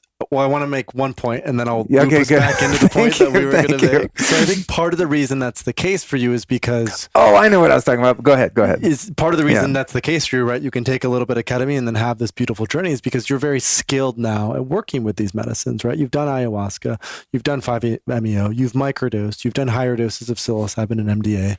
So you have a really sort of rich context about, even if it's a random Wednesday night with a ketamine lozenge, there's still sort of this intuitive ability for you to have that be productive and tangible and then integrate the next day. And I think what's often the case with a lot of people is they might do a lot of psychedelics, right? Because this is what we were getting to. They might drink a lot of ayahuasca, but it's actually more of an escape or a disassociation.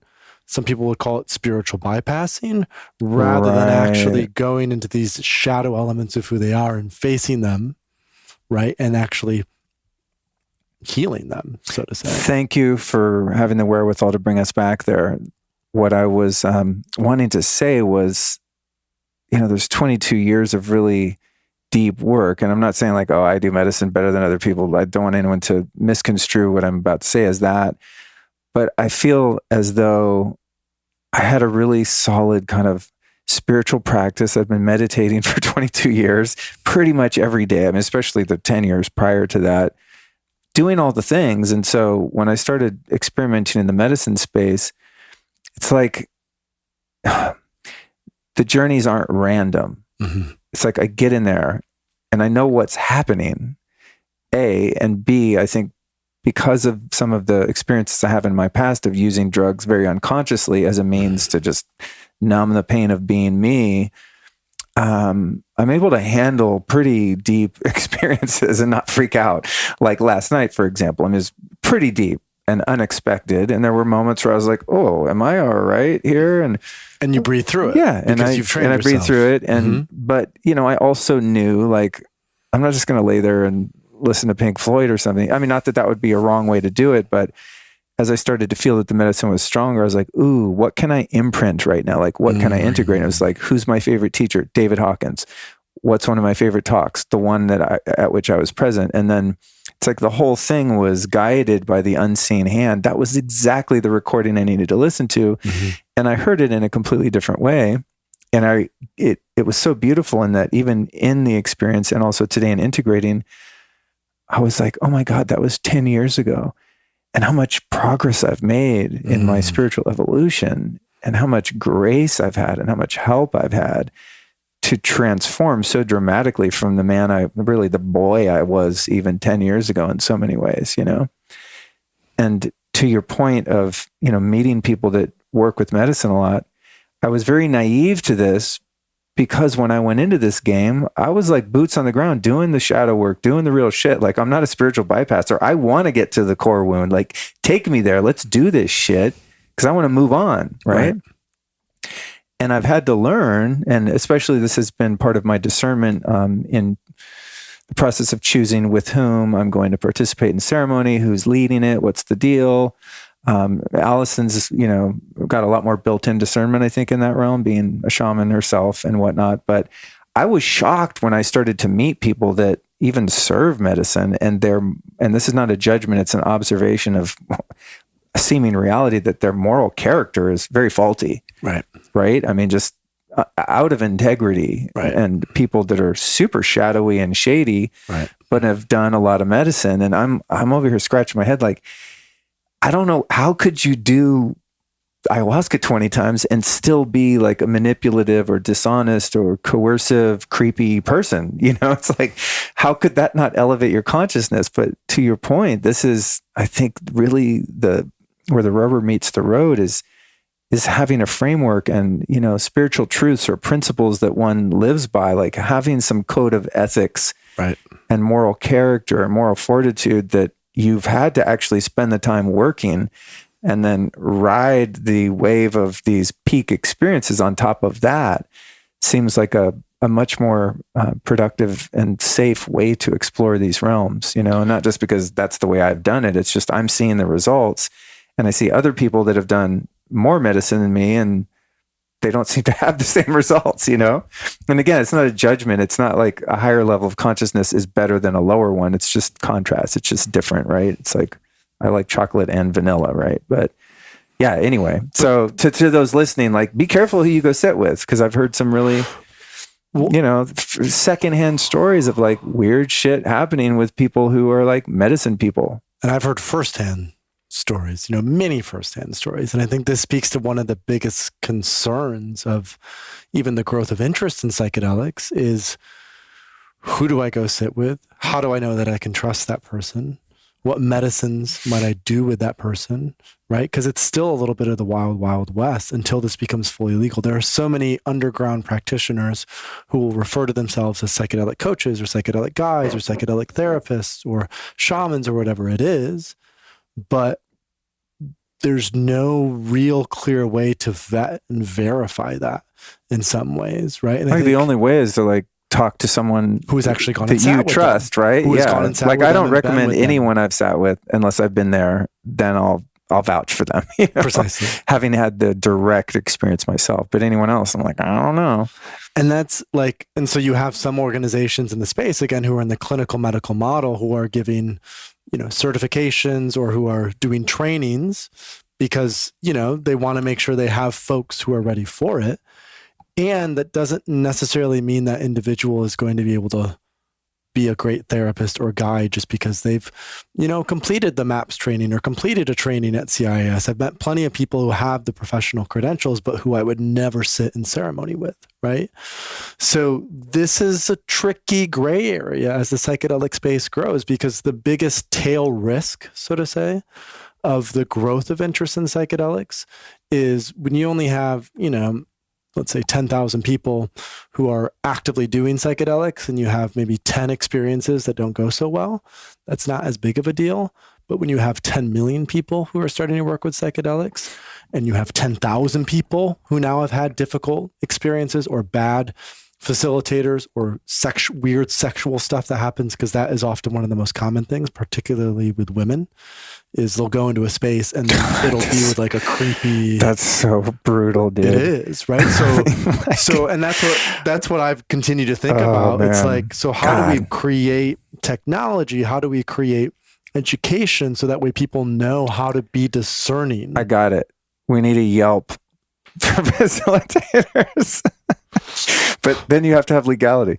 Yeah, this is really, really good stuff to cover, because I mean, I'm just thinking about the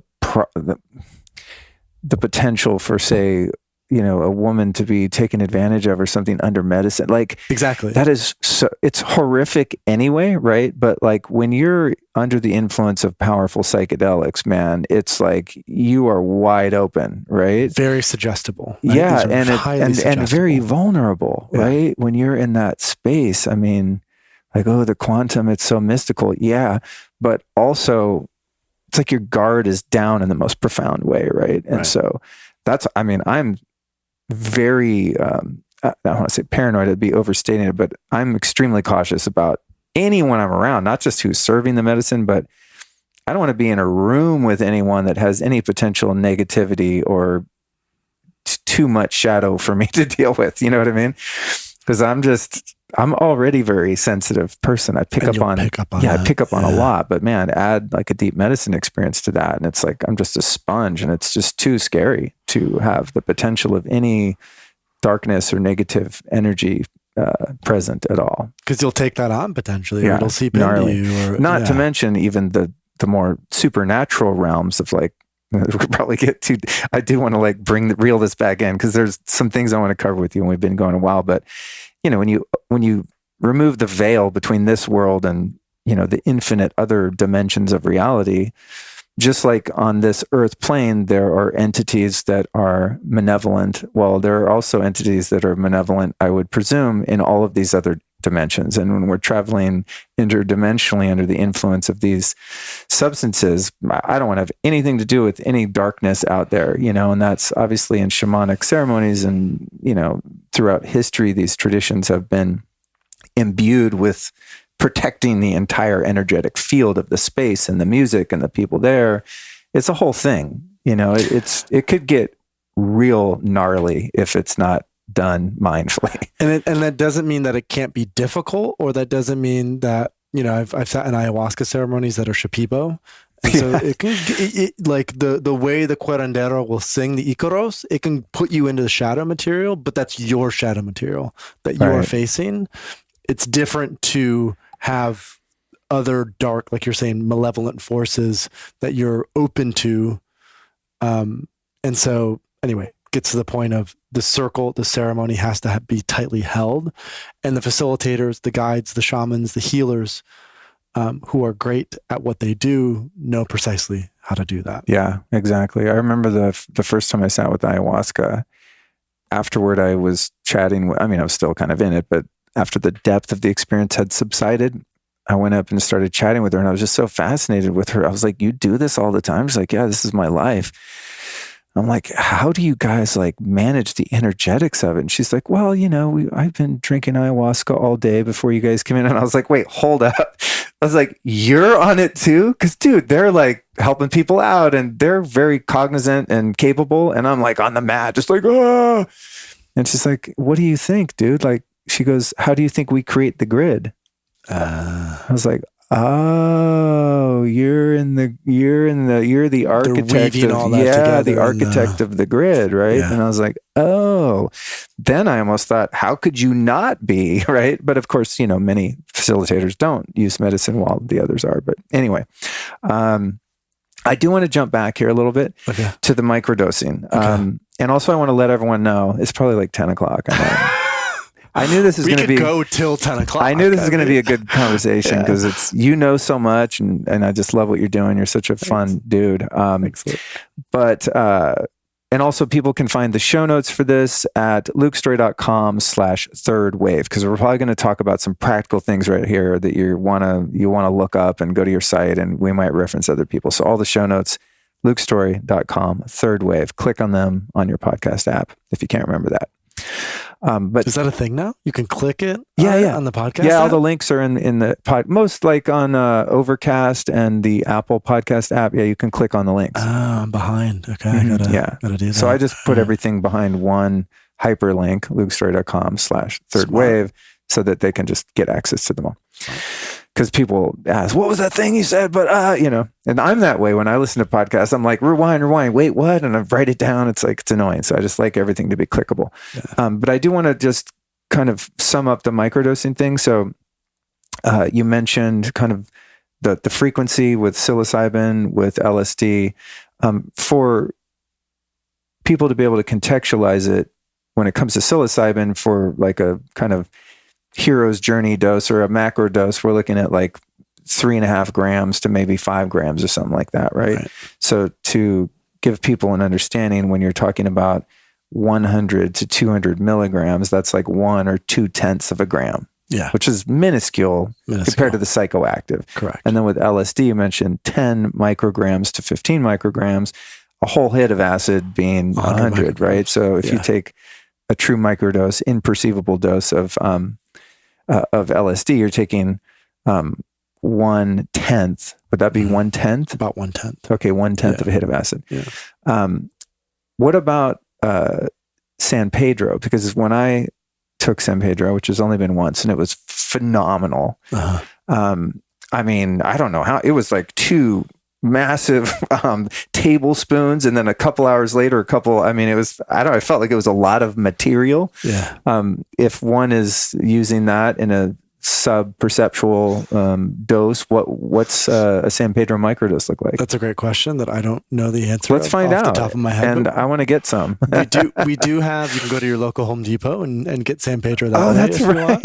You can grow it, but you just can't eat it legally, right? But we have a guide to microdosing San Pedro on Third Wave, so we can link to that in the show notes. Cool. And that'll have all the I'm going to tell people, just go to, your site has everything. I was on there today and I'm like, damn, bro, the content on there is super solid. Kudos to that.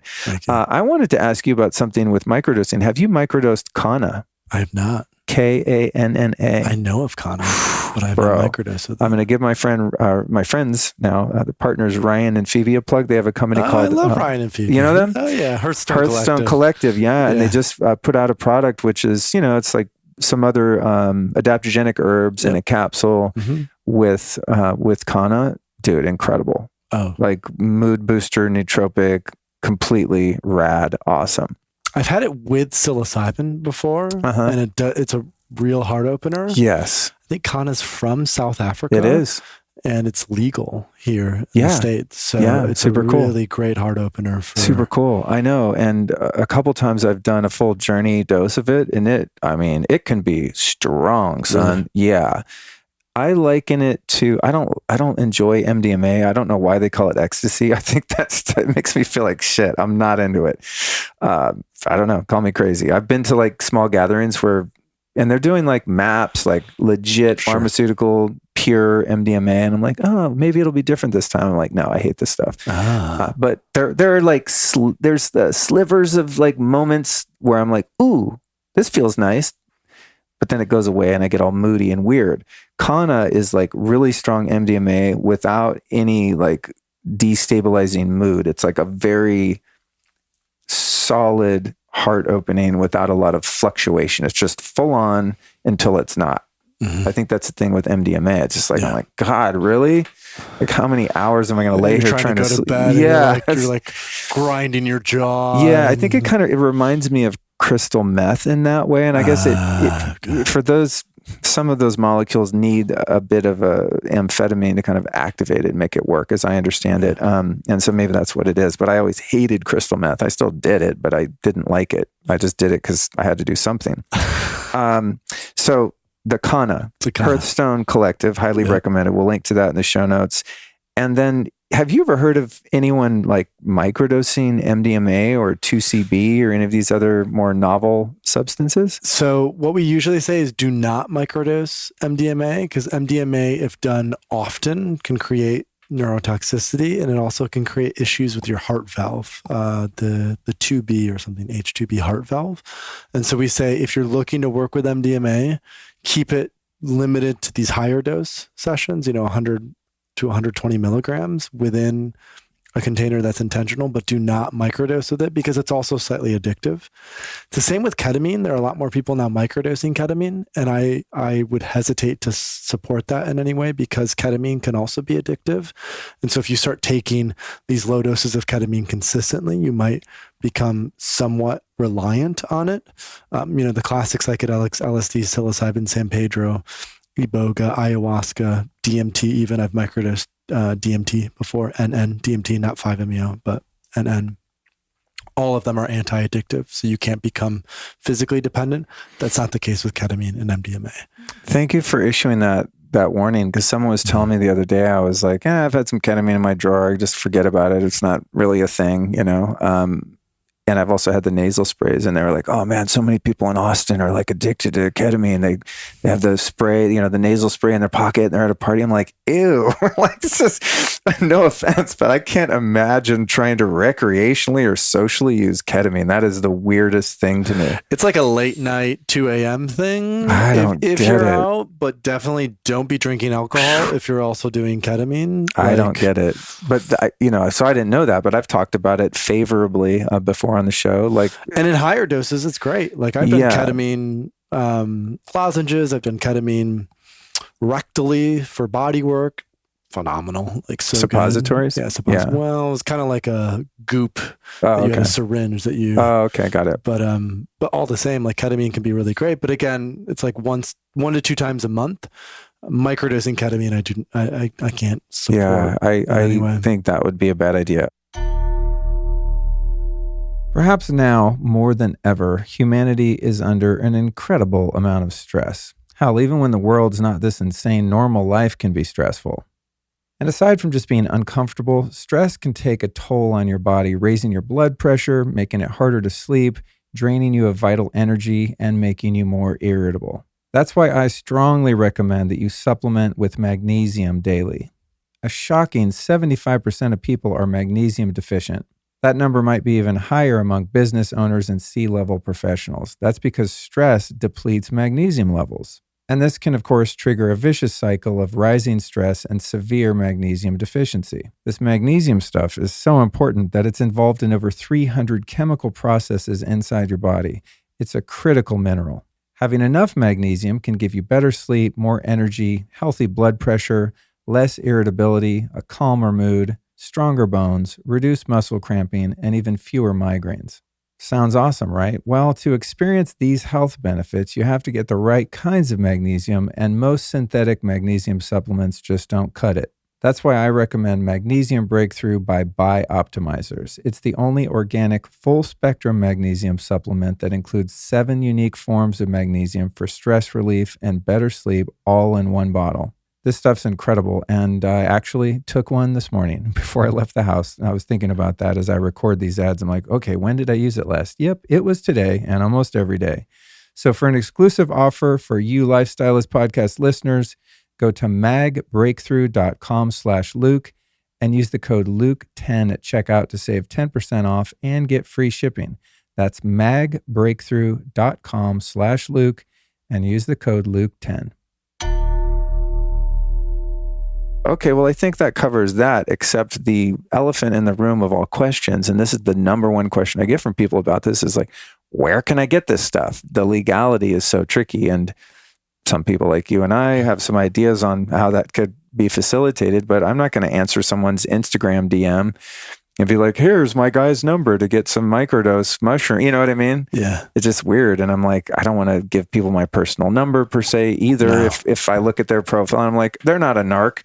But still, like, I don't necessarily want to open up a communication line with someone that I don't know, especially around that. So, I mean, what's the deal with, like, how do people get access when they want to intentionally play around with microdosing? So this is the biggest problem that we have at Third Wave as well, in terms of like people reaching out and being like, hey, I really want to start microdosing, or I want to work with these compounds, but like I can't source them, I can't get them. It's obviously different for you and I because our circles and the people that we run with, we hang around a bunch of ebbies.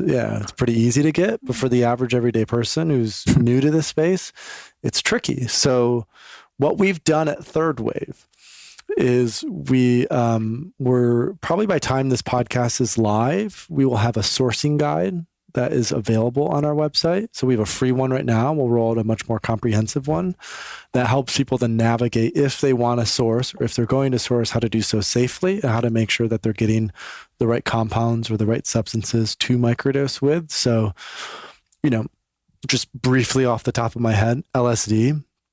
Regular LSD is very difficult to come by, but there's a compound called 1P LSD that is a precursor to LSD. So if you take 1P LSD, your body turns it into LSD.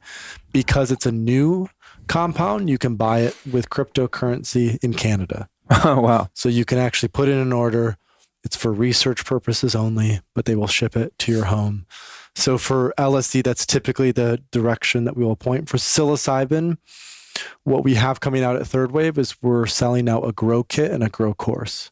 So to make it much more easy and accessible for people to grow their own mushrooms. So we have this little grow kit. It comes in, you spray some water on it, put in the spores, put it in a closet, check it, make sure no mold gets in. And within 6 weeks, you'll have a mushroom flush and you can microdose with those mushrooms. And it comes with a course to teach you actually how to use amazing. the grow kit to how to do it. So that makes it more accessible. If any listeners are in Canada, it's really easy nowadays to find suppliers in Canada. So there's probably like 20 different microdosing suppliers that are out of Vancouver. So you can actually just purchase it online and they'll ship it to your home. Also in the States, that's starting to happen, but it's not quite there yet. But there are a lot of, companies in Venice or companies in Austin that are starting to be more public about it. And again, we outline a lot of this context and details in that sourcing guide we put together. I think those are the best places to start with LSD and psilocybin. MDMA, I'm not going to get too much into just because it's MDMA. But with ketamine is legal, right? It's medically available. And so if people are listening to this podcast and they're struggling with depression, or they're struggling with anxiety, or maybe they have PTSD, or just things aren't going so well for them now, it's pretty easy to find a practitioner, like a nurse practitioner, who will prescribe you ketamine either within a clinical format or as a nasal spray. And my suggestion to anyone who's interested in ketamine would be to make sure that you're not the guy at the party who's just squirting ketamine up your nose at 1 a.m., but instead approach ketamine like you would any other psychedelic medicine. Do it intentionally, do it with a playlist, do it with a coach or a guide, someone who can help you navigate that landscape.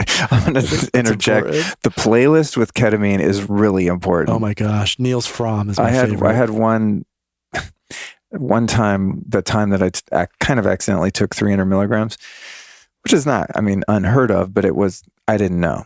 It was in the lozenge, it dissolved quickly, etc. But yeah, I went on Spotify and just picked, it's like a ketamine playlist. Really? And I was like, this will be good.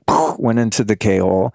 And then it was all like electronic music, which is not my vibe. I like listening to like shamanic music and just very heart-centered, that type of thing. Parangi? Is Parangi your vibe? Or? I've not listened to that much Parangi. I listen to like Native American, peyote chants and Icaros and this kind of stuff, like the Devi prayer. That would be like the quintessential journey music for me. Anyway, I put on this ketamine and it's like,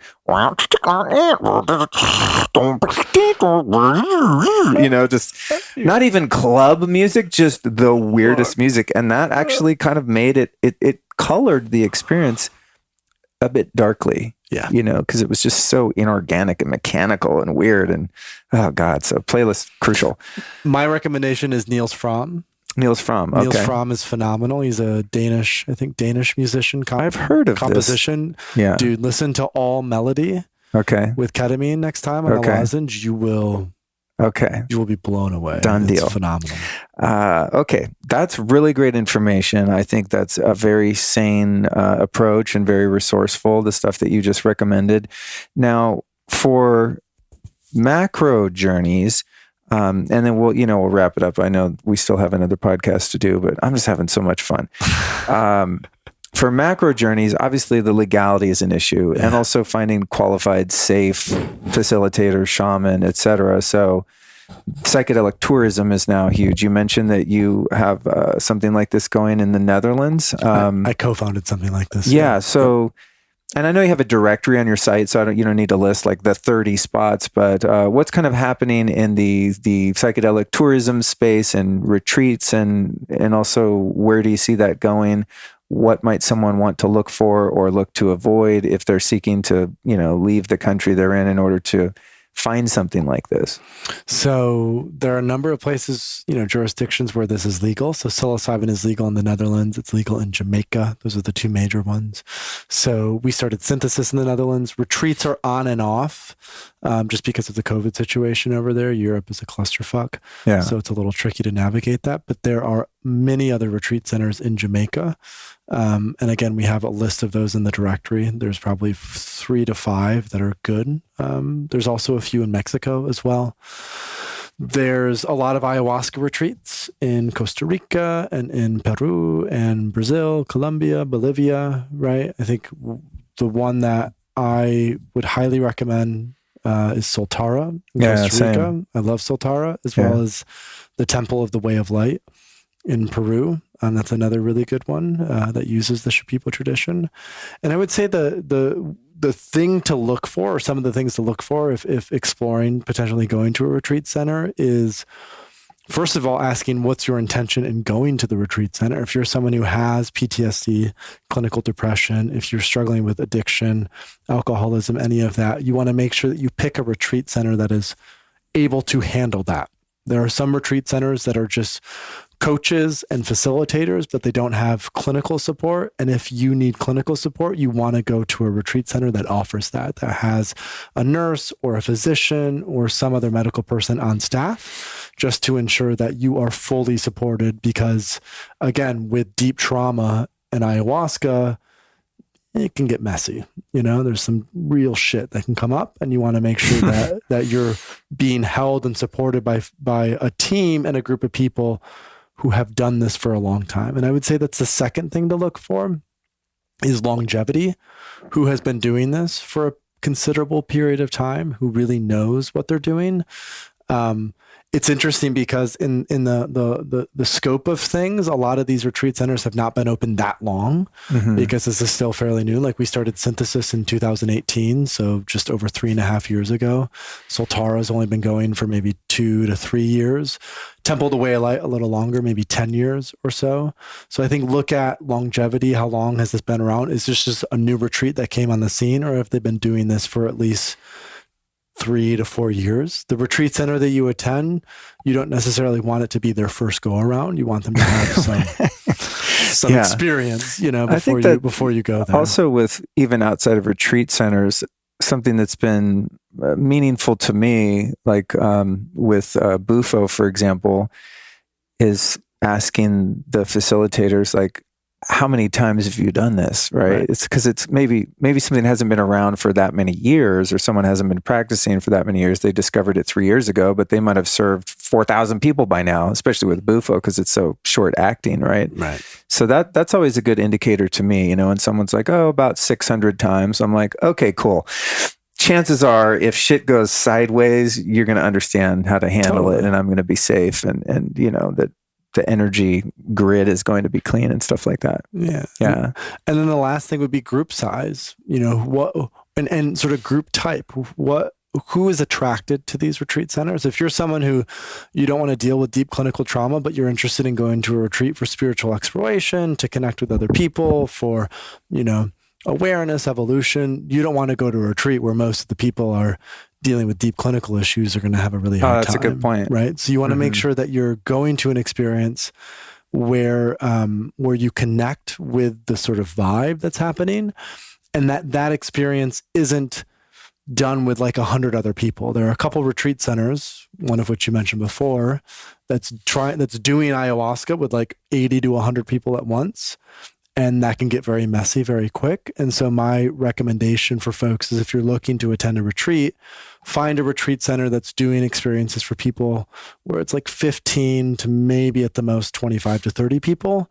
Anything above that, and it's hard to hold a really tight container for that experience. Yeah, I agree. I think, the first 4 ayahuasca ceremonies I was in, there was tons of people, and people have asked me about that too. Like, oh, didn't that suck? Especially like really experienced folks that don't prefer it that way. Right.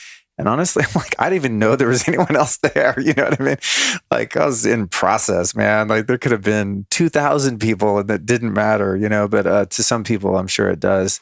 But I think that's really good too, is kind of like developing your peer group too, in terms of like, as you have these experiences, sometimes the bonds that are created are immediate and they're deep and they're valid and beautiful.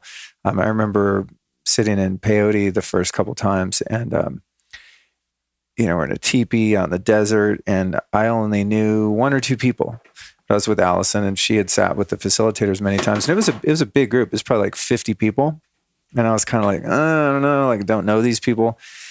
By the end of the first 24-hour period in the sharing circle, I'm like, there were no newbies in the room. You know what I mean? Everyone's integration share was just so mind-blowing and profound. I'm like, where the fuck have you people been my whole life? They were very experienced, generally speaking. Sure. And that was in contrast to the first time in Costa Rica. There was little old ladies there. There was so many people that had never.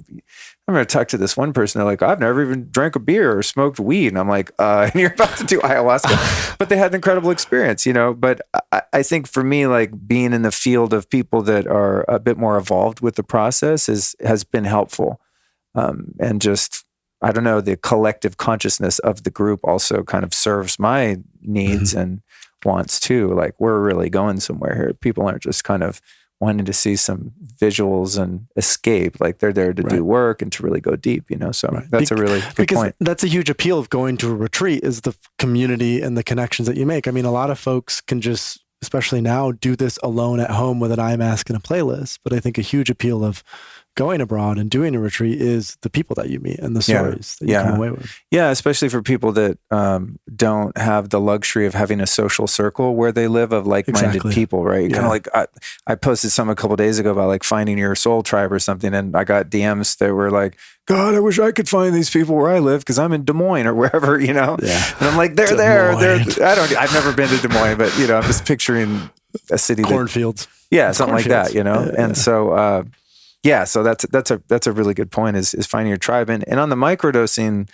source locating, that's typically what I tell people is like start going to breathwork classes. That's what we say as well. Yeah. You know, find the local like ice bath and sauna, red light, biohacking center. You're going to find people that are kind of into the same stuff. And there's a lot of just local psychedelic societies as well now. And that's cool. In LA or in New York or in wherever, right? Groups who are doing weekly or monthly talks or meetups or events around psychedelics as well. So that's also like your biggest urban city, just type in Axe Psychedelic Society and there's very likely.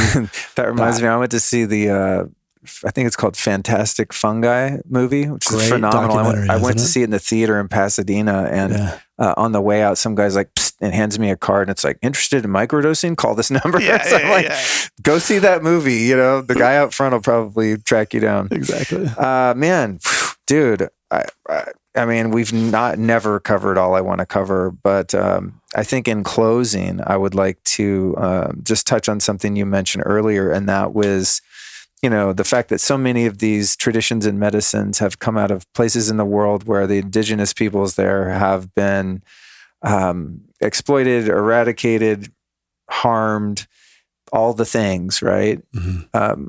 How can people like us or the movement as a whole support these communities and help to uphold their traditions without sort of capitalizing on them to their detriment?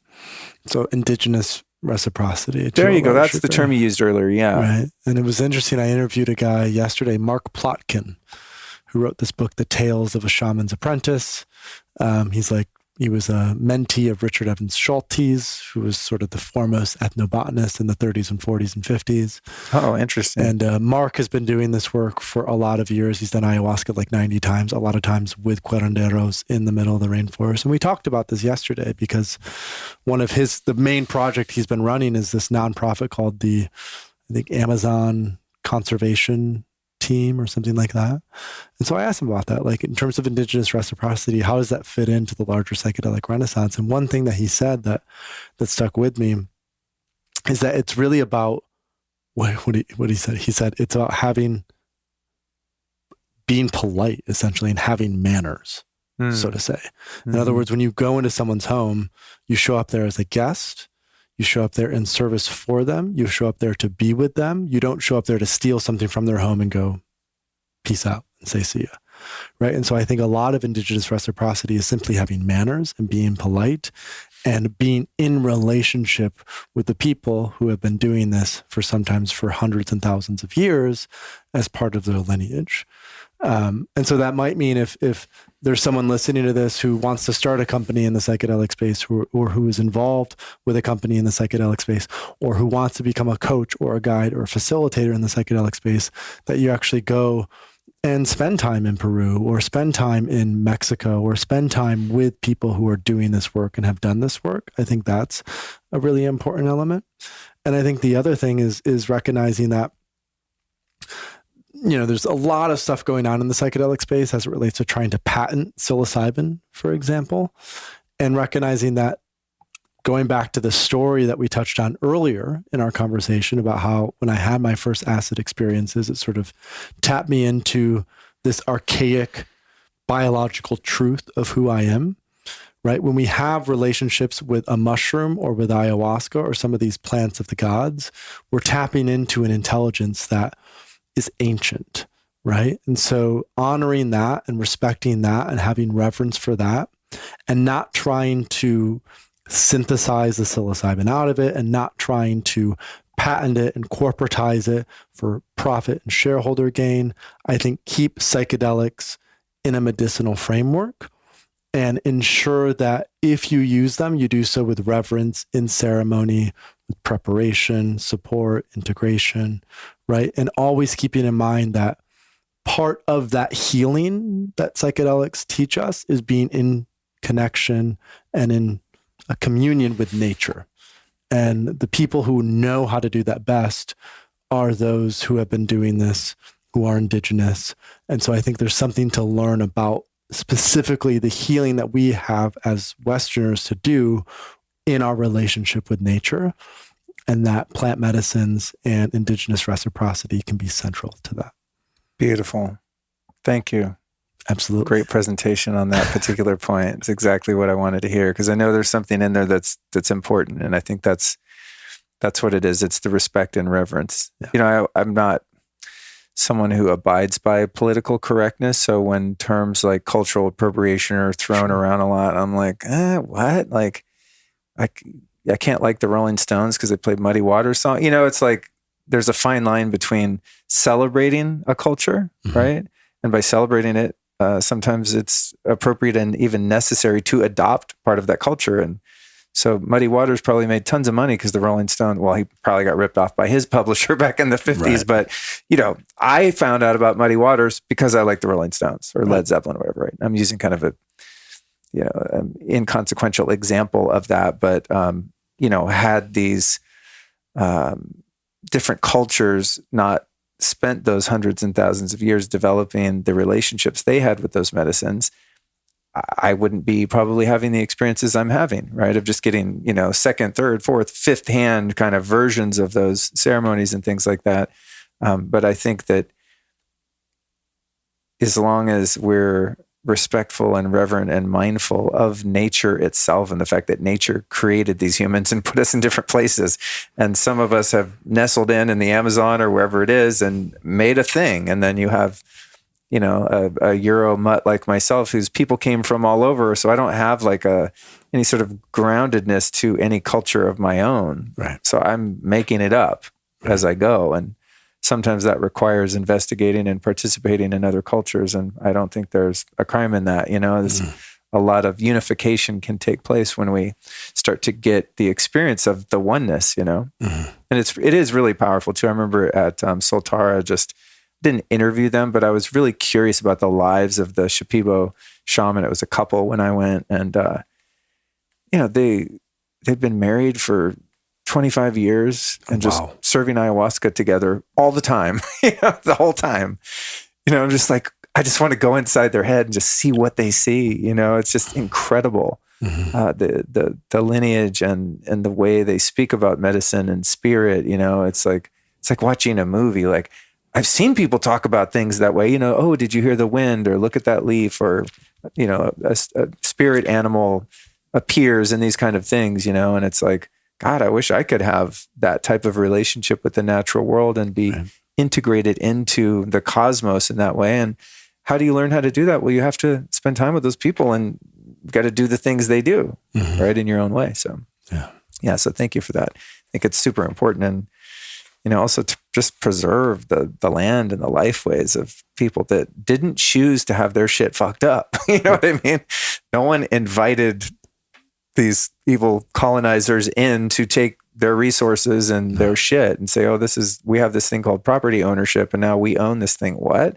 Yeah. Like they didn't invite that in, No. So it's a pretty egregious trespassing in so many ways. So thank you for ending on a truthful and sentimental note.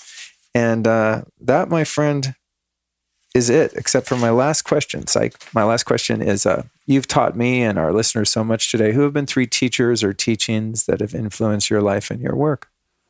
Tolstoy. Deep. Wrote a book called The Kingdom of God is Within You, which was post Anna Karenina and War and Peace.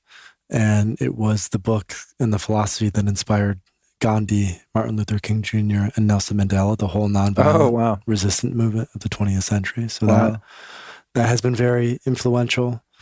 I would say my dad or my parents, even both of them, in terms of the lessons that they've taught me, the love that they've provided for me. So they've been central to my growth, my development, the stability that I have inside of me, and all of that.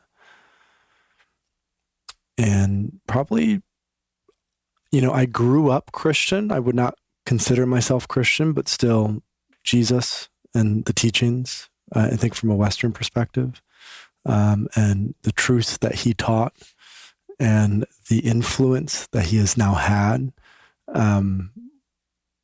whether good or bad. I think there's a lot to learn from him as sort of this enlightened figure and person. So I think he as well has been just because I grew up in the church. I grew up going to, church every Sunday for like 4 hours, and I resisted it a lot. But now I'm able to sort of come back from a much more psychedelic, unified perspective and see Jesus was the truths of those drinking teachings. ergot juice or something. Yeah, exactly. Well, it's interesting. A few people have cited him as an influencer teacher, and I had the opposite experience in that I was not exposed to any religion of any kind growing up. And some years into my sobriety, a lot of the 12-step movement was kind of grounded in Judeo-Christian principles and biblical, truths and things. But someone turned me onto this book called Sermon on the Mount by Emmett Fox. Yeah, Emmett Fox is incredible. He's kind of part of the New Thought movement, Napoleon Hill, Emmett Fox, kind of after William James, but in that same line of thinking. Really interesting stuff like scientific Christianity, this kind of thing. And someone gave me the book, and I was like, this is the answer to everything. This is incredible.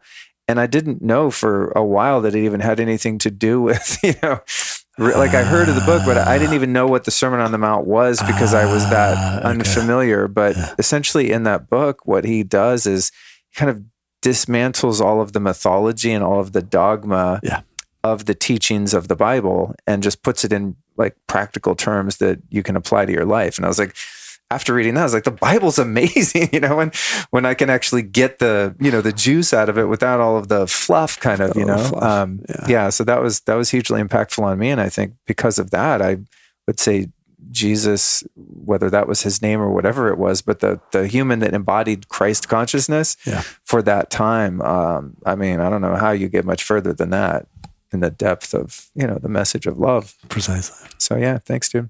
Where can people find your websites and stuff? We've mentioned it, but is there anything else you want to turn people onto? The Third Wave. Mm-hmm. So thethirdwave.co. Okay. My personal website, paulaustin.co. We also have a podcast, which buddy, great listeners podcast. Can continue into, and that really focuses on psychedelics themselves. And then we've mentioned the directory a few times. So directory.thethirdwave.co is where we have the listings of retreats and clinics, therapists and coaches. So awesome. What a great contribution. And for those listening, we'll put all that stuff in the show notes. And with that, let's tune in and tune out. Thanks, Luke. Well, hot damn, here we are. We made it through episode 400. Thank you so much for joining Paul and myself for this conversation. This one was really fun. And at the same time that we recorded this one, we also did an episode of me being a guest on Paul's show, The Third Wave, which is one of my favorite podcasts, incidentally. So this was an incredible day. And I was just so blessed to have the opportunity to sit down with Paul, not only in general, but in person here in the studio. I love it when I can catch people when they're passing through Austin, Texas, and we can sit. I just said that very, very Texas. When they pass through Austin, Texas, it's rubbing off on me, guys. I'm turning into a Texan. I might just start wearing a big old hat soon and maybe get a Ford F-150 and start running people off the road like they do me. Anyway, I digress. I want to remind you, for those seeking to learn all there is to know about microdosing, Paul's created an incredible and extensive library of microdosing guides. I highly recommend it. You can find it at lukestory.com/microdose. On to next week's show. This one, my friends, is a powerhouse. It's episode 401, naturally. It's called Mandate Madness, How to Reclaim Your Sovereignty with California gubernatorial candidate Renette Senum. Man, and this woman is a true force of nature and a tremendous leader in the current fight for freedom. I dip in and out of this somewhat forbidden topic on the show, and I just had to have her on. I saw her speak at an event here in Austin, almost a year ago, and I just saw the sparkle in her eye, and I was like, man, this woman is fire. We got to have a talk. Very empowering conversation next week. For those of you that are confused about the nature of mandates and laws and how the politics play into all of this, I went out on a limb a little bit with next week's episode, as I normally just don't delve into politics because I don't feel I'm frankly qualified to do so. And it's not my lane. This is about building a lifestyle. But when this thing started leaning into personal health, freedom, and sovereignty, it really got my attention and continues to do so. So next week's show is a really non-conspiratorial, straight down the middle, common sense approach, and also an effort to support her run for governor of California, because God knows y'all need some help out there. Wow. I miss you guys. I miss California. I mean, I lived there most of my life, and it's such a beautiful state. But man, talk about mismanagement. So hopefully, Renette and her supporters like me can help do something about that. And speaking of freedom, if this is one of your personal values and you're interested in my uncensored content, unfortunately, you can only find that in one place, and that is my Telegram channel. You can find that at lukestory.com/telegram. That's lukestory.com/telegram. Click that link and join me there for some pretty shocking news feeds and memes and all things that I want to say but can't say without completely nuking my company on the more communistic, tyrannical, authoritarian social media platforms. There, I said it. Join me at Telegram. And even better, if you want to hang out in person, face to naked face, I'll be speaking at the Paleo Effects Conference here in Austin, April 29th through May 1st. You can find tickets for that event at lukestory.com/events. Okay, that's it. I'll see you next week where we talk about sovereignty with Renette Senum. Until then, be safe, be well, and be you.